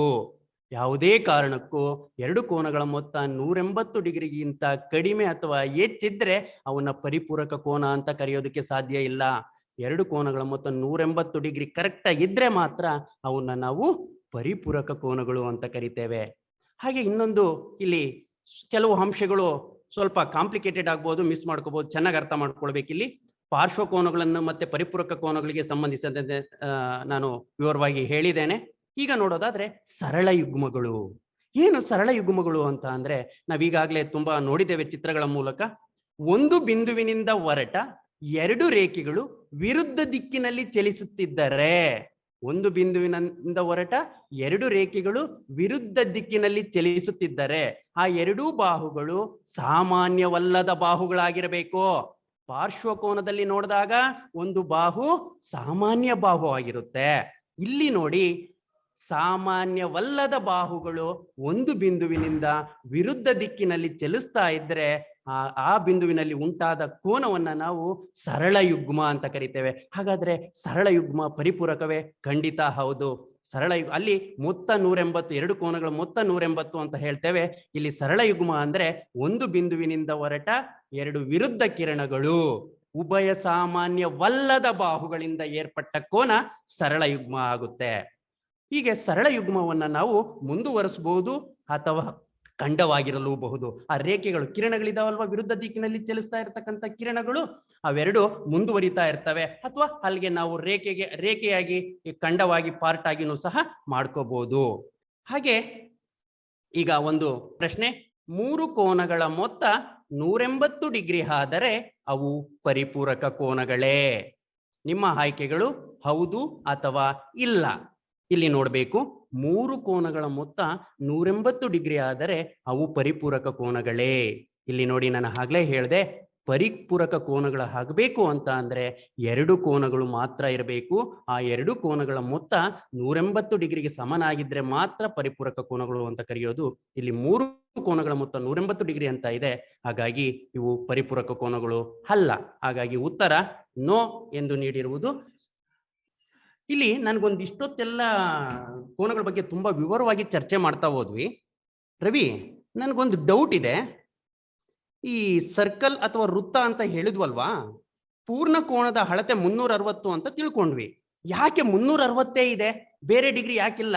150 ಡಿಗ್ರಿ, 200 ಡಿಗ್ರಿ ಅಥವಾ 360ಕ್ಕಿಂತ ಹೆಚ್ಚು ಯಾಕಿಲ್ಲ? 360 ಅಂತ ಯಾಕೆ ಹೇಳ್ತೇವೆ? ದಯವಿಟ್ಟು ನನ್ನ ಈ ಡೌಟ್ನ ನೀನು ತಿಳಿಸ್ಕೊಡ್ತೀಯಾ? ಉತ್ತರ ಹೇಳ್ತೀಯಾ? ಖಂಡಿತ ಸಂತು. ಸೊ ಇದಕ್ಕೆ ನಾವು 360 ಕೆಲವೊಂದು ವಿಶೇಷತೆಗಳನ್ನ ಹೊಂದಿದೆ. ಹಾಗಾಗಿ ಅದು ಪೂರ್ಣ ವೃತ್ತದ ಒಳಕೋನಗಳ ಮೊತ್ತ 360 ಡಿಗ್ರಿ ಅಂತ ಕನ್ಸಿಡರ್ ಮಾಡಿದೀವಿ ಅಂತ ಹೇಳ್ಬೋದು. ಅದಕ್ಕೆ ನನಗೆ ತಿಳಿದಿರುವಂತಹ 2-3 ಕಾರಣಗಳನ್ನ ನಾನೀಗ ತೋರಿಸ್ಕೊಡ್ತೀನಿ. ಸೊ ಇಲ್ಲಿ ಚಿತ್ರದಲ್ಲಿ ನೀವು ನೋಡ್ತಾ ಇರ್ಬೋದು, 6 ವೃತ್ತಗಳನ್ನ ಹಾಕಿದೀವಿ. 2 ಸಾಲಿನಲ್ಲಿ ಇದಾವೆ ಅವು 3 ವೃತ್ತಗಳು. ಮೊದಲನೇ ಸಾಲಿನಲ್ಲಿ ಇರುವಂತಹ ವೃತ್ತಗಳು ಕೇಸರಿ ಬಣ್ಣದಲ್ಲಿದ್ದು ಆ ವೃತ್ತಗಳ ಒಳಕೋನಗಳನ್ನು ನಾನು 360 ಡಿಗ್ರಿ ಅಂತ ತಗೊಂಡಿದ್ದೀನಿ. ಎರಡನೇ ಸಾಲಿನಲ್ಲಿ ಇರುವಂತಹ ನೀಲಿ ಬಣ್ಣದಲ್ಲಿ ಇರುವಂತಹ ವೃತ್ತಗಳ ಒಳಕೋನಗಳನ್ನ 100 ಡಿಗ್ರಿ ಅಂತ ಕನ್ಸಿಡರ್ ಮಾಡಿದ್ದೇವೆ.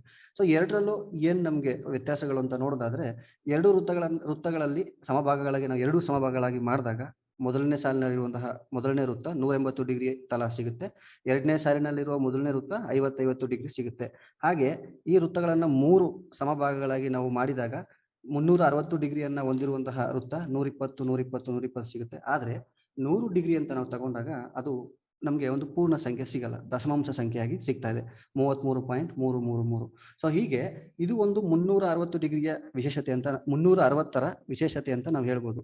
ಕಾರಣ ಏನಪ್ಪಾ ಅಂದ್ರೆ 1ರಿಂದ 9ರವರೆಗಿನ ಎಣಿಕೆ ಸಂಖ್ಯೆಗಳು ಅಂತ ನಾವು ತಗೊಂತೀವಲ್ಲ, ಅದರಲ್ಲಿ 7ಅನ್ನ ಹೊರತುಪಡಿಸಿ ಉಳಿದ ಎಲ್ಲಾ ಸಂಖ್ಯೆಗಳು 360ನ ನಿಶೇಷವಾಗಿ ಭಾಗಿಸ್ತವೆ.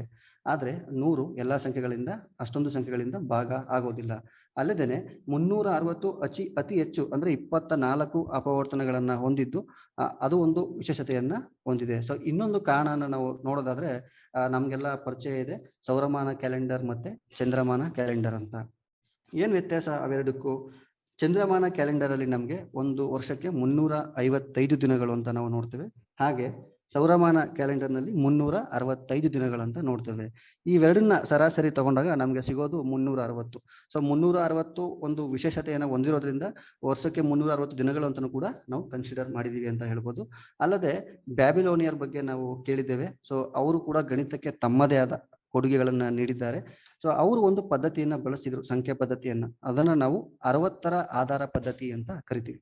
ಈಗ ಹೇಗೆ ನಾವು ದಶಮಾನ ಪದ್ಧತಿಯನ್ನ ಬಳಸ್ತಾ ಇದ್ದೀವಿ, 1ರಿಂದ 9ರವರೆಗೆ ಸಂಖ್ಯೆಗಳು ಪುನರಾವರ್ತನೆ ಆಗೋದಿಲ್ಲ, 10 ಆದ್ಮೇಲೆ ಅದೇ ಸಂಖ್ಯೆಗಳು ಪುನರಾವರ್ತನೆ ಆಗ್ತವೆ. ಹಾಗೆ ಬ್ಯಾಬಿಲೋನಿಯನ್ನರು ಕೂಡ 60ರವರೆಗೆ ಎಲ್ಲೂ ಕೂಡ ಪುನರಾವರ್ತನೆ ಆಗದಂತಹ ಚಿಹ್ನೆಗಳನ್ನು ಅವರು ಹೊಂದಿದ್ದರು. ಕಾರಣ ಏನಂದ್ರೆ 60 ಕೂಡ 360ರಂತೆ ವಿಶೇಷವಾದ ಒಂದು ಗುಣಗಳನ್ನು ಹೊಂದಿತ್ತು. ಸೊ ಅದು ತುಂಬಾ ಕನ್ವೀನಿಯಂಟ್ ಅಂತ ಅವ್ರಿಗೆ ಅನ್ಸೋದ್ರಿಂದ ಅವರು 360ರ ಆಧಾರ ಪದ್ಧತಿಯನ್ನ ಬಳಸ್ತಿದ್ರು. ಸೊ ಇಷ್ಟೆಲ್ಲ ಕಾರಣಗಳಿಂದ 360 ಇಷ್ಟೆಲ್ಲ ವಿಶೇಷತೆಯನ್ನ ಹೊಂದಿರೋದ್ರಿಂದ ನಾವು 360ಅನ್ನ ಒಂದು ವೃತ್ತದ ಒಳಕೋನಗಳ ಮೊತ್ತ 360 ಅಂತ ಕನ್ಸಿಡರ್ ಮಾಡಿದೀವಿ ಅಂತ ಹೇಳ್ಬೋದು. ಸಂತು, ಈಗ ಇಷ್ಟೊಂದೆಲ್ಲ ನಾವು ತಿಳ್ಕೊಂಡು ಯಾವ್ದಾದ್ರು ಚಟುವಟಿಕೆಗಳಿದ್ರೆ ತಿಳಿಸ್ಕೊಡ್ತೀಯ ನನಗೆ ಕೋನಗಳ ಕುರಿತು? ಖಂಡಿತ ರವಿ. ಈಗ ನಾವು ಒಂದು ಚಟುವಟಿಕೆಯ ಮೂಲಕ ಮಕ್ಕಳಿಗೆ ಪೂರಕ ಕೋನ ಮತ್ತು ಪರಿಪೂರಕ ಕೋನ ಅನ್ನೋದನ್ನ ಹೇಗೆ ಕಲ್ಪನೆಯನ್ನ ಮೂಡಿಸ್ಬೋದು ಅನ್ನೋದನ್ನ ಒಂದು ಆಟದ ಮೂಲಕ, ಮಕ್ಕಳಿಗೆ ಆಟ ಅಂದ್ರೆ ತುಂಬಾ ಇಷ್ಟ, ಹೇಗೆ ಈ ಆಟದ ಮೂಲಕ ಪೂರಕ ಮತ್ತು ಪರಿಪೂರಕ ಕೋನಗಳ ಪರಿಕಲ್ಪನೆಯನ್ನ ಮೂಡಿಸೋದು ಅನ್ನೋದನ್ನ ನೋಡೋಣ. ತರಗತಿಯಲ್ಲಿ ಇರ್ತಕ್ಕಂಥ ಮಕ್ಕಳನ್ನ 2 ಗುಂಪುಗಳಾಗಿ ಮಾಡಿ, ಆ 2 ಒಂದು ಗುಂಪನ್ನ ಒಂದು ಸಾಲಿನಲ್ಲಿ ನಿಲ್ಲಿಸಿ, ಇನ್ನೊಂದು ಗುಂಪನ್ನ ಅವರ ಎದುರಿಗೆ ನಿಲ್ಲಿಸಿದಾಗ ಪ್ರತಿಯೊಂದು ಮಗುವಿನ ಹತ್ತಿರ ಕೋನದ ಅಳತೆ ಇರ್ತಕ್ಕಂಥ ಒಂದು ಫ್ಲಾಶ್ ಕಾರ್ಡ್ ಇರುತ್ತೆ.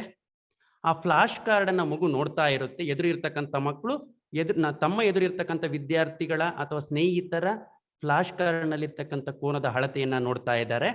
ಈಗ ನಾವು ಇಲ್ಲಿರ್ತಕ್ಕಂಥ ಟಾಸ್ಕ್ ಏನಪ್ಪಾ ಅಂದ್ರೆ, ವಿದ್ಯಾರ್ಥಿಗಳೇ ನೀವೆಲ್ಲ ನಿಮ್ಮ ಸ್ನೇಹಿತರ ಹತ್ತಿರ ಇರ್ತಕ್ಕಂಥ ಫ್ಲಾಶ್ ಕಾರ್ಡ್ ನಲ್ಲಿರ್ತಕ್ಕಂಥ ಕೋನದ ಅಳತೆಯನ್ನ ಗಮನಿಸ್ತಾ ಇದ್ದೀರಾ.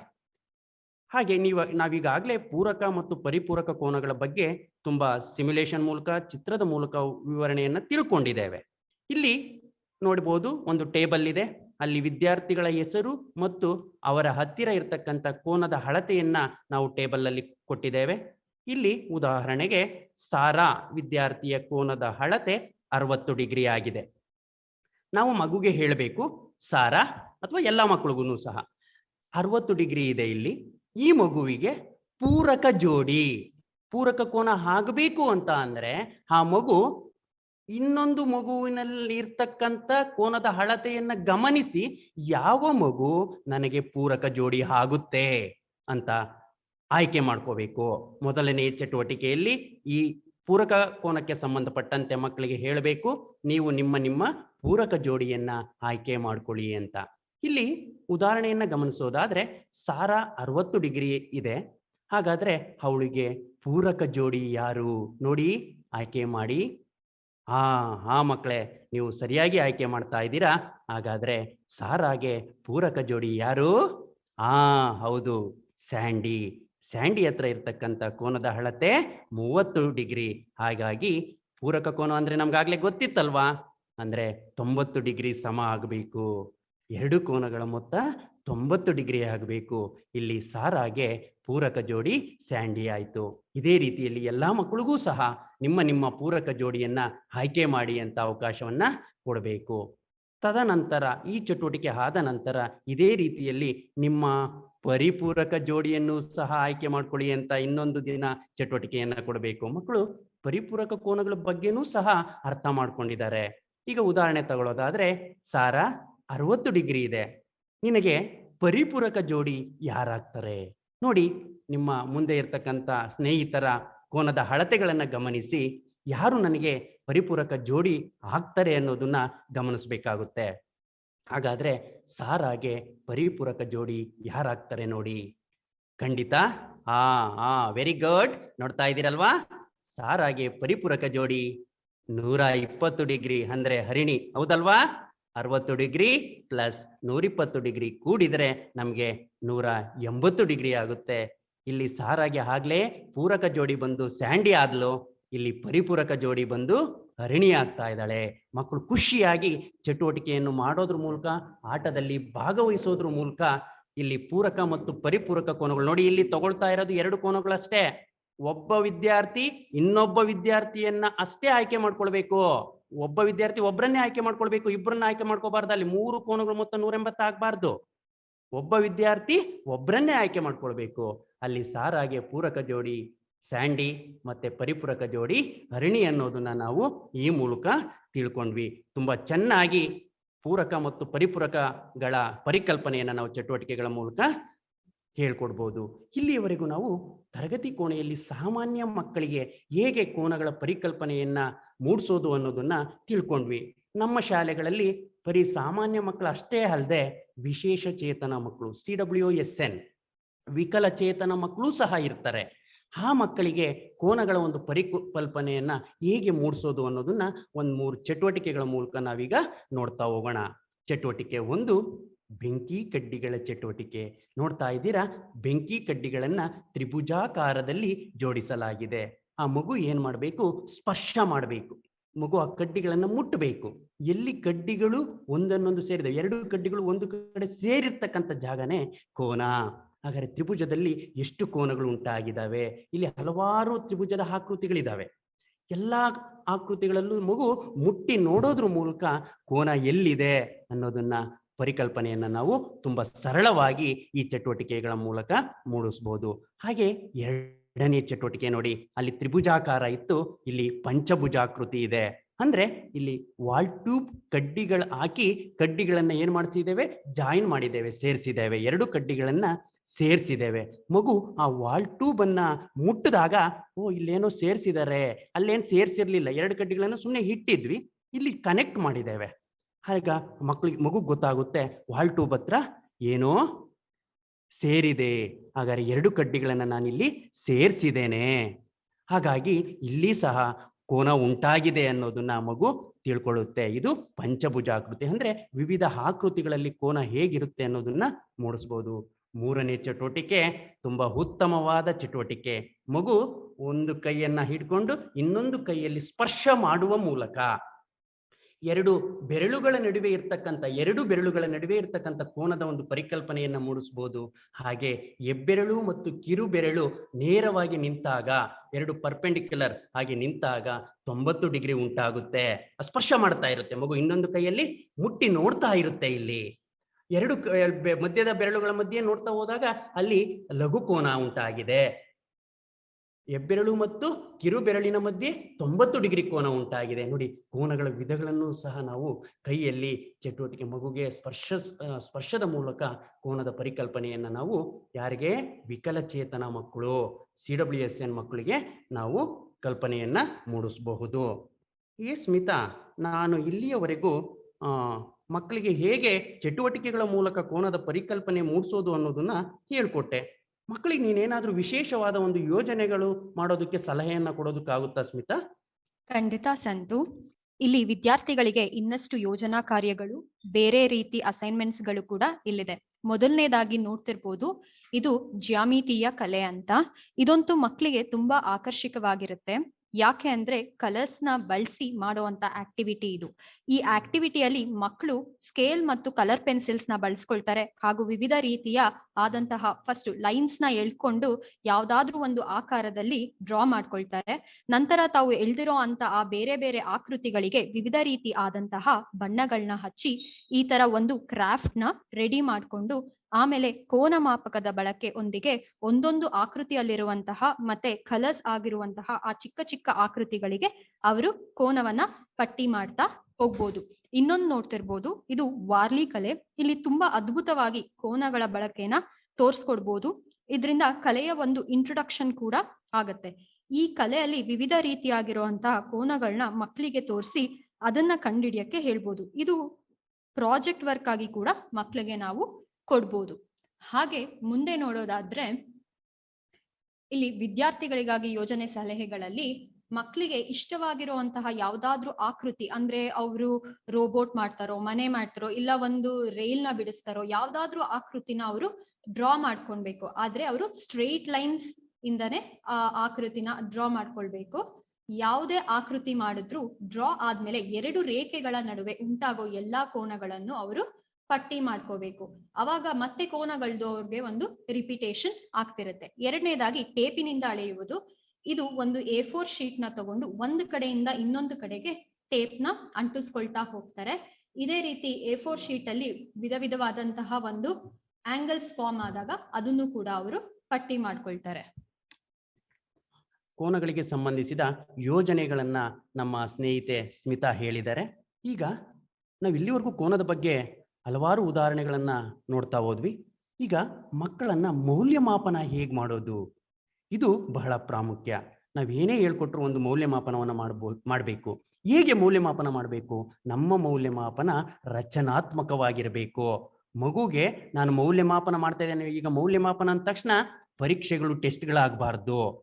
ಮಗು ರಚನಾತ್ಮಕವಾಗಿ, ನಾವೀಗೆಲ್ಲ ಬಳಸ್ತಾ ಇರ್ತಕ್ಕಂಥದ್ದು ರಚನಾತ್ಮಕವಾದ ಕನ್ಸ್ಟ್ರಕ್ಟಿವಿಸಮ್. ಹೇಗೆ ರಚನಾತ್ಮಕವಾದದ ಮೂಲಕ ಮೌಲ್ಯಮಾಪನವನ್ನು ಮಾಡೋದು ಅನ್ನೋದನ್ನ 2 ಚಟುವಟಿಕೆಗಳ ಮೂಲಕ ನೋಡೋಣ. ಇಲ್ಲಿ ಅಕ್ಷರದಲ್ಲಿ ಕೋನ ನಮ್ಗೆ ಗೊತ್ತಿದೆ. ಇಂಗ್ಲಿಷ್ ವರ್ಣಮಾಲೆ ಮಗುಗೆ ಹೇಳಬೇಕು, ಇಂಗ್ಲಿಷ್ ವರ್ಣಮಾಲೆಯ ಅಕ್ಷರಗಳನ್ನ ಬರೆದು ಅಕ್ಷರದ ಯಾವ ಭಾಗದಲ್ಲಿ ಕೋನ ಉಂಟಾಗಿದೆ, ಫಸ್ಟ್ ಕೋನ ಉಂಟಾಗಿರ್ತಕ್ಕಂಥ ಜಾಗವನ್ನ ಗುರುತಿಸಬೇಕು. ಗುರುತಿಸಿದ ನಂತರ ಆ ಕೋನ ಯಾವ ಕೋನ, ಕೋನದ ವಿಧವನ್ನು ಸಹ ಗುರುತಿಸ್ಬೇಕು. ಮಗು ತಾನೇ ಅಕ್ಷರವನ್ನ ಬರೀತಾನೆ, ಎಲ್ಲಿ ಕೋನ ಉಂಟಾಗಿದೆ ಅಂತ ಗುರುತಿಸ್ತಾನೆ, ಹಾಗೆ ಕೋನದ ವಿಧವನ್ನೂ ಸಹ ಗುರುತಿಸ್ತಾನೆ. ಇಲ್ಲಿ ಮಾಡ್ತಾ ಇರ್ತಕ್ಕಂಥವ್ರು ಮಕ್ಕಳೇ ಸ್ವಮೌಲ್ಯಮಾಪನಕ್ಕೆ ಒಳಪಡ್ತಾರೆ. ಮಗು ಯೋಚನೆ ಮಾಡ್ತಾನೆ, ಇಲ್ಲಿವರೆಗೂ ನಾನು ಇಷ್ಟೆಲ್ಲ ತಿಳ್ಕೊಂಡಿದ್ದೇನೆ ಅಂತಂದೇಳಿ ಇಂಗ್ಲಿಷ್ ವರ್ಣಮಾಲೆಯ ಅಕ್ಷರಗಳನ್ನು ಒಂದೊಂದೇ ಬರಿತಾ ಆ ಅಕ್ಷರದಲ್ಲಿ ಉಂಟಾಗಿರ್ತಕ್ಕಂಥ ಕೋನ ಎಲ್ಲಿದೆ, ಯಾವ ರೀತಿಯ ಕೋನ ಅನ್ನೋದನ್ನ ಮಗು ಗುರುತಿಸ್ತಾ ಹೋಗುತ್ತೆ. ಇದರ ಮೂಲಕ ನಾವು ಮಕ್ಕಳನ್ನ ಮೌಲ್ಯಮಾಪನ ಮಾಡ್ಬೋದು. ಹಾಗೆಯೇ ಮತ್ತೊಂದು ಆಟ, ಮಕ್ಕಳಿಗೆ ಆಟ ಅಂದ್ರೆ ತುಂಬಾ ಖುಷಿ ಆಗುತ್ತೆ ಅಲ್ವಾ? ಇಲ್ಲಿ ಆಂಗಲ್ಸ್ ಬಿಂಗೋ, ಕೋನಕ್ಕೆ ಸಂಬಂಧಿಸಿದಂತೆ ಬಿಂಗೋ ಆಟವನ್ನ ಹೇಗೆ ಆಡೋದು ಅಂತ ಇಲ್ಲಿ ನೋಡ್ಬೋದು. ಶಿಕ್ಷಕರು ಕಪ್ಪು ಹೊಲಿಗೆಯ ಮೇಲೆ ಕೋನದ ಚಿತ್ರವನ್ನ ಬರೀತಾರೆ. ಮಕ್ಕಳ ಹತ್ರ ಕಾರ್ಡ್ ಇರುತ್ತೆ ಮತ್ತೆ ಬೆಡ್ಸ್ ಇರುತ್ತೆ. ಆ ಚಿತ್ರ, ನಾನು ಕಪ್ಪು ಹೊಲಿಗೆ ಮೇಲೆ ಚಿತ್ರವನ್ನ ಮಾತ್ರ ಬರೆದಿರ್ತೇನೆ, ಅದರ ಅಳತೆಯನ್ನ ಬರೆಯೋದಿಲ್ಲ. ಮಗು ಆ ಚಿತ್ರವನ್ನ ನೋಡಿ ಅದು ಯಾವ ರೀತಿಯ ಕೋನ, ಎಷ್ಟು ಡಿಗ್ರಿ ಇರ್ಬೋದು ಅಂತ ಊಹೆ ಮಾಡಿಕೊಂಡು ಮಗು ಈ ಬಿಂಗೋ ಕಾರ್ಡ್ ಮೇಲೆ ತನ್ನ ಬೆಡ್ಗಳನ್ನ ಇಡ್ತಾ ಹೋಗ್ಬೇಕಾಗುತ್ತೆ. ಅಂದ್ರೆ ಚಿತ್ರ ನೋಡಿ ಅದರ ಅಳತೆಯನ್ನ ಗುರುತಿಸ್ಬೋದು. ಅಳತೆ ಅಂದ್ರೆ ಇಷ್ಟೇ ಡಿಗ್ರಿ ಅಂತ ಅಲ್ಲ, ಅದರ ಅಳತೆ ಅದು ಲಘು ಕೋನನ, ವಿಶಾಲ ಕೋನನ, ಲಂಬ ಕೋನನ. ಆ ಮಗುಗೆ ಆ ಮೆಜರ್ಮೆಂಟ್ಗಳನ್ನ ಚಿತ್ರ ನೋಡಿದ ತಕ್ಷಣ ಕೋನದ ಅಳತೆ ನೆನಪು ಬರುತ್ತೆ. ಈ ರೀತಿ ಆಟವನ್ನ ಆಡಿಸೋದ್ರ ಮೂಲಕ ಮಗುನ ರಚನಾತ್ಮಕ ಮೌಲ್ಯಮಾಪನಕ್ಕೆ ಒಳಪಡಿಸಬಹುದು ಅನ್ನೋದನ್ನ ನಾವು ತಿಳ್ಕೊಳ್ಬಹುದು. ಇಷ್ಟೊತ್ತು ನಾವು ಪ್ರಾಥಮಿಕ ಹಂತದಲ್ಲಿ ಕೋನಗಳನ್ನ, ಅದ್ರ ಉದಾಹರಣೆಗಳನ್ನ ಹಾಗೂ ರಿಯಲ್ ಲೈಫ್ ಎಕ್ಸಾಂಪಲ್ಸ್ ನ ನೋಡಿದ್ವಿ. ಇವಾಗ ಹೈಯರ್ ಕ್ಲಾಸಸ್ ಅಲ್ಲಿ ಓದ್ತೀವ, ಈ ಕೋನಗಳನ್ನ ಬಳಕೆ ಮಾಡ್ಕೊಳ್ತೀವ ಅಂತ ನೋಡೋಣ. ಹೌದು, ತುಂಬಾ ಕಡೆ ಕೋನಗಳನ್ನ ನಾವು ಬಳಕೆ ಮಾಡ್ಕೋತೀವಿ. ಟ್ರಿಗ್ನೋಮೆಟ್ರಿ ಅಂತ ನಾವು ಕೇಳಿರ್ತೀವಿ, ಅಲ್ಲಿ ಕೂಡ ಆಂಗಲ್ಸ್ ನ ತುಂಬಾ ಮುಖ್ಯವಾಗಿ ನಾವು ಬಳಕೆ ಮಾಡ್ಕೊಳ್ತೀವಿ. ಇಲ್ಲಿ ಒಂದು ಅಪ್ಲಿಕೇಶನ್ ಲೆವೆಲ್ ಉದಾಹರಣೆಗಾಗಿ ತಗೊಂಡಿದೀವಿ. ಇಲ್ಲಿ ಕಾಣ್ತಿರ್ಬೋದು, ನಮ್ಗೆ ಒಂದು ಟವರ್ ಇದೆ. ಇಲ್ಲಿ ಒಂದು ಹುಡುಗ ನಿಂತಿದ್ದಾನೆ. ಟವರ್ ತುದಿಯನ್ನ ಆ ಹುಡುಗ ನೋಡ್ತಿದ್ದಾನೆ. ಅದನ್ನ ನಾವು ಲೈನ್ ಆಫ್ ಸೈಟ್ ಅಂತ ಕರಿತೀವಿ. ಅಲ್ಲಿಗೆ ಒಂದು ಗೆರೆ ಹೇಳ್ಕೊಂಡಿದೀವಿ. ಹಾಗೂ ಮತ್ತೆ AB ನಮ್ಗೆ ರೇಖೆ ಏನ್ ಕಾಣಿಸ್ತಿದೆ ಅದು ವಿಡ್ತ್, ಅಲ್ಲಿಗೆ ಒಂದು ಗೆರೆ ಹೇಳ್ಕೊಂಡಿದೀವಿ. ಈಗ ಮುಖ್ಯವಾಗಿ ಇದನ್ನ ನಾವು ಆಂಗಲ್ ಆಫ್ ಎಲಿವೇಶನ್ ಕಂಡುಹಿಡಿಯೋದಕ್ಕೆ ಬಳಸ್ಕೋತೀವಿ. ಅಂದ್ರೆ ಇದ್ರ ಹೈಟ್ ಮತ್ತೆ ಡಿಸ್ಟೆನ್ಸಸ್ ನ ನಾವು ಕಂಡುಹಿಡಿಯೋದಕ್ಕೆ. ಈಗ ನಾವು ಆ ಟವರ್ ತುದಿಗೆ ಹೋಗಿ ಅಲ್ಲಿಂದ ರೋಪ್ ನ ಬಿಡೋದು ತುಂಬಾ ಕಷ್ಟ ಆಗುತ್ತೆ. ಆದ್ರಿಂದ ಈ ಆಂಗಲ್ ಆಫ್ ಎಲಿವೇಶನ್ ಮುಖಾಂತರ ಇದ್ರ ಹೈಟ್ ಮತ್ತೆ ಡಿಸ್ಟೆನ್ಸ್ ಈ ತರದನ್ನ ನಾವು ಕಂಡಿಡ್ಕೋಬಹುದು. ಇದರಲ್ಲಿ ನಾವು ಆಂಗಲ್ ನ ಬಳಕೆ ಮಾಡ್ಕೋತೀವಿ. ಹಾಗೆ ಈಗ ಇಲ್ಲಿ ನಾವು ನೋಡ್ತಿರ್ಬೋದು, ಬಿ ಹತ್ರ 90 ಡಿಗ್ರಿ ಇದೆ. ಹಾಗೆ ಇಲ್ಲಿ ನಾವು ನೋಡ್ದಂಗೆ ಪಿಸಾ ಟವರ್ ಏನ್ ಕೇಳಿದ್ವಿ ಇವಾಗ, ಅದನ್ನ ನಾವು ಹಾಕೊಂಡು ಈ ಆಂಗಲ್ ಆಫ್ ಎಲಿವೇಶನ್ ನ ಬಳಸ್ಕೋಬಹುದಾ? ಇಲ್ಲ, ಯಾಕಂದ್ರೆ ಅಲ್ಲಿ ವಾಲ್ ಇರೋದ್ರಿಂದ ಆ ಗೋಪುರ ಅದು ನಮ್ಗೆ 90 ಡಿಗ್ರಿ ಕೊಡಲ್ಲ. ಆದ್ರಿಂದ ಹೇಗೆ ನಮ್ಗೆ ರೇಖೆ ಕಾಣಿಸ್ತಿದೆ 90 ಡಿಗ್ರಿ ಇರೋ ಕಡೆ ಆಂಗಲ್ ಆಫ್ ಎಲಿವೇಶನ್ ಬಳಸ್ಕೋಬಹುದು. ಹಾಗೆ ನಾವು ಸೇತುವೆ ಮೇಲೆ ನಿಂತಾಗ ಮೊಸಳೆ ನೋಡ್ತಿರೋದು ಆ ತರ ಆದ್ರೆ ಆಂಗಲ್ ಆಫ್ ಡಿಪ್ರೆಷನ್, ಅಲ್ಲೂ ಕೂಡ ನಾವು ಆಂಗಲ್ಸ್ ನ ಬಳಸ್ಕೋತೀವಿ. ಹೀಗೆ ಮುಂದೆ ಹೋಗ್ತಾ ಹೋಗ್ತಾ ಒಂದು ಸೈನ್ ಟೀಟಾ, ಕಾಸ್ ಟೀಟಾ ಯಾವುದಕ್ಕೆ ಆಗಿದ್ರು ಈ ಆಂಗಲ್ ನ ಬಳಕೆ ನಾವು ಮಾಡ್ಕೊಳ್ತೀವಿ. ಇಲ್ಲಿ ಕೋನಗಳಿಗೆ ಸಂಬಂಧಪಟ್ಟ ಪರಿಕಲ್ಪನೆ ನಕ್ಷೆ ಇದೆ. ಕೋನಗಳು, ಇದರಲ್ಲಿ ಕೋನದ ಪರಿಚಯ, ಕೋನದ ವಿಧಗಳನ್ನ ನೋಡಿದ್ವಿ. ಕೋನದ ಪರಿಚಯದಲ್ಲಿ ಕೋನಗಳನ್ನ ಪ್ರತಿನಿಧಿಸೋದು, ಕೋನಗಳನ್ನ ಅಳೆಯೋದು ಹಾಗೂ ಕೋನದ ವಿಧಗಳು, ಅದರಲ್ಲಿ ಲಘು ಕೋನ, ಲಂಬಕೋನ, ವಿಶಾಲ ಕೋನ, ಸರಳ ಕೋನ, ಹಾಗೆ ಸಮಗೊಳಿಸಲು ಪೂರಕ ಕೋನ, ಪರಿಪೂರಕ ಕೋನ, ಪಾರ್ಶ್ವಕೋನ, ರೇಖೆಯ ಜೋಡಿ ಕೋನ, ಶೃಂಗಾಭಿಮುಖ ಕೋನ, ರೇಖೆಗಳಿಗೆ ಸಂಬಂಧಿಸಿದ ಸಮಾನಾಂತರ ಕೋನಗಳು, ಛೇದಕ ಕೋನಗಳು. ತುಂಬಾ ಧನ್ಯವಾದ. ಈ ದಿನದ ನಮ್ಮ resource persons Narasimhamurthy sir, Vishwaprakash sir, Mallesh ಅವರು ಮತ್ತು ನಾಗಸ್ಮಿತಾ ಅವರು ಕೋನದ ಬಗ್ಗೆ ಹಲವಾರು ಆಕ್ಟಿವಿಟೀಸ್ ಬಗ್ಗೆ ನಮ್ಗೆ ತಿಳಿಸ್ಕೊಟ್ರು. ಇನ್ನಷ್ಟು ಮಾಹಿತಿಯನ್ನ ನಾವು ಟೀಚೋಪಿಯಾ ಆ್ಯಪ್ ಅನ್ನೋದು ಕೇರಿಂಗ್ ವಿತ್ ಕಲರ್ ಸಂಸ್ಥೆ ಮಾಡಿರುವಂತಹ ಒಂದು ಕಂಟೆಂಟ್ ಪ್ಲಾಟ್ಫಾರ್ಮ್ ಆಗಿರುತ್ತೆ. ಇದರಲ್ಲೂ ಸಹ ನಾವು ಹಲವಾರು ಚಟುವಟಿಕೆಗಳನ್ನ ನೋಡ್ಬೋದು, ಮತ್ತೆ ಎಕ್ಸ್ಪೀರಿಯನ್ಷಿಯಲ್ ಕಂಟೆಂಟ್ ಅನ್ನ ನೋಡ್ಬೋದು. ಅದನ್ನ ನಮ್ಗೆ ತರಗತಿಗಳಿಗೆ ಬೇಕಾದ ಕಂಟೆಂಟ್ ಅನ್ನ ರೆಫರ್ ಮಾಡಿಕೊಂಡು ನಮ್ಮ ಕ್ಲಾಸ್ಗೆ ಉಪಯೋಗಿಸ್ಕೋಬಹುದು. ಸೊ ಈ ಟೀಚೋಪಿಯಾ ಪ್ಲಾಟ್ಫಾರ್ಮ್ ಅಲ್ಲಿ 5V ಲೆಸನ್ ಪ್ಲಾನ್ ಅಂದ್ರೆ ಎಕ್ಸ್ಪೀರಿಯನ್ಷಿಯಲ್ ಲೆಸನ್ ಪ್ಲಾನ್ಸ್ ಅಂತ ಅನ್ಬೋದು, 5V ಸ್ಟ್ರಕ್ಚರ್ ಇರುವಂತಹ ಲೆಸನ್ ಪ್ಲಾನ್ಸ್ ಅನ್ನ ನಾವು ನೋಡ್ಬೋದು. ಇದು ತರಗತಿ 4, 5, 6, 7ಗೆ ಸಂಬಂಧಪಟ್ಟ ಹಾಗೆ ಗಣಿತ, ವಿಜ್ಞಾನ ಮತ್ತು ಇಂಗ್ಲಿಷ್ಗೆ ಆಕ್ಟಿವಿಟಿ ಬೇಸ್ಡ್ ಲೆಸನ್ ಪ್ಲಾನ್ಸ್ ಅನ್ನ ನಾವು ಡೌನ್ಲೋಡ್ ಮಾಡಿಕೊಂಡು ನಮ್ಮ ತರಗತಿಗೆ ಬಳಸ್ಕೋಬಹುದು. ಅದಲ್ಲದೇನೆ ಇದು ಈ ಕಂಟೆಂಟ್ ಏನಿದೆ ದೀಕ್ಷಾ ಪ್ಲಾಟ್ಫಾರ್ಮ್ ಅಲ್ಲಿ ಸಹ ಅಪ್ಲೋಡ್ ಆಗಿದೆ. ಅಲ್ಲೂ ಸಹ ನಾವು ಇದನ್ನ ರೆಫರ್ ಮಾಡ್ಬೋದು. ಫಾರ್ ಎಕ್ಸಾಂಪಲ್ ಇಲ್ಲಿ ನೋಡಿದ್ದೆ ಆದ್ರೆ ಈ ದಿನದ ಟಾಪಿಕ್ ಬಂದು ಕೋನಗಳು ಅಂತ ಇತ್ತು. ಸೊ ಆ ಕೋನಗಳಿಗೆ ಸಂಬಂಧಪಟ್ಟ ಹಾಗೆ ಇನ್ನು ಹೆಚ್ಚಿನ ಮಾಹಿತಿ ನಮ್ಗೆ 5ನೇ ತರಗತಿ ಅಧ್ಯಾಯ 6 ಕೋನಗಳು ಎಲ್ಲಾ ಪಾಠ ಯೋಜನೆಗಳಲ್ಲೂ ಆ ಕಾನ್ಸೆಪ್ಟ್ಸ್ ಅನ್ನ ಕವರ್ ಮಾಡಾಗಿದೆ. 2ನೇದಾಗಿ 6ನೇ ತರಗತಿ ಅಧ್ಯಾಯ 4 ರೇಖಾಗಣಿತ ಮೂಲಭೂತ ಅಂಶಗಳು, ಇದರಲ್ಲಿ ನಮ್ಗೆ ಸಹ ನಮ್ಗೆ ಪಾಠ ಯೋಜನೆಗಳಲ್ಲಿ 2 ಪಾಠ ಯೋಜನೆಗಳು ಇದೆ. ಆ 2 ಪಾಠ ಯೋಜನೆಗಳಲ್ಲಿ ಈ ಪರಿಕಲ್ಪನೆಗಳು ಕವರ್ ಆಗಿದೆ. ಅದೇ ರೀತಿ 3ನೇದರಲ್ಲಿ 7ನೇ ತರಗತಿ ಅಧ್ಯಾಯ 5 ರೇಖೆಗಳು ಮತ್ತು ಕೋನಗಳು, ಪಾಠ ಯೋಜನೆ 1 ಮತ್ತು 2ರಲ್ಲಿ ಈ ಕಾನ್ಸೆಪ್ಟ್ಸ್ ಅನ್ನ ಕವರ್ ಆಗಿದೆ. ಪ್ರೀತಿಯ ಶಿಕ್ಷಕ ಸ್ನೇಹಿತರೆ, ಈ ದಿನದ ಮಾಡ್ಯೂಲ್ ಇಲ್ಲಿಗೆ ಮುಕ್ತಾಯವಾಗ್ತಿದೆ. ಮತ್ತೆ ಸಿಗೋಣ. ನಮಸ್ಕಾರ.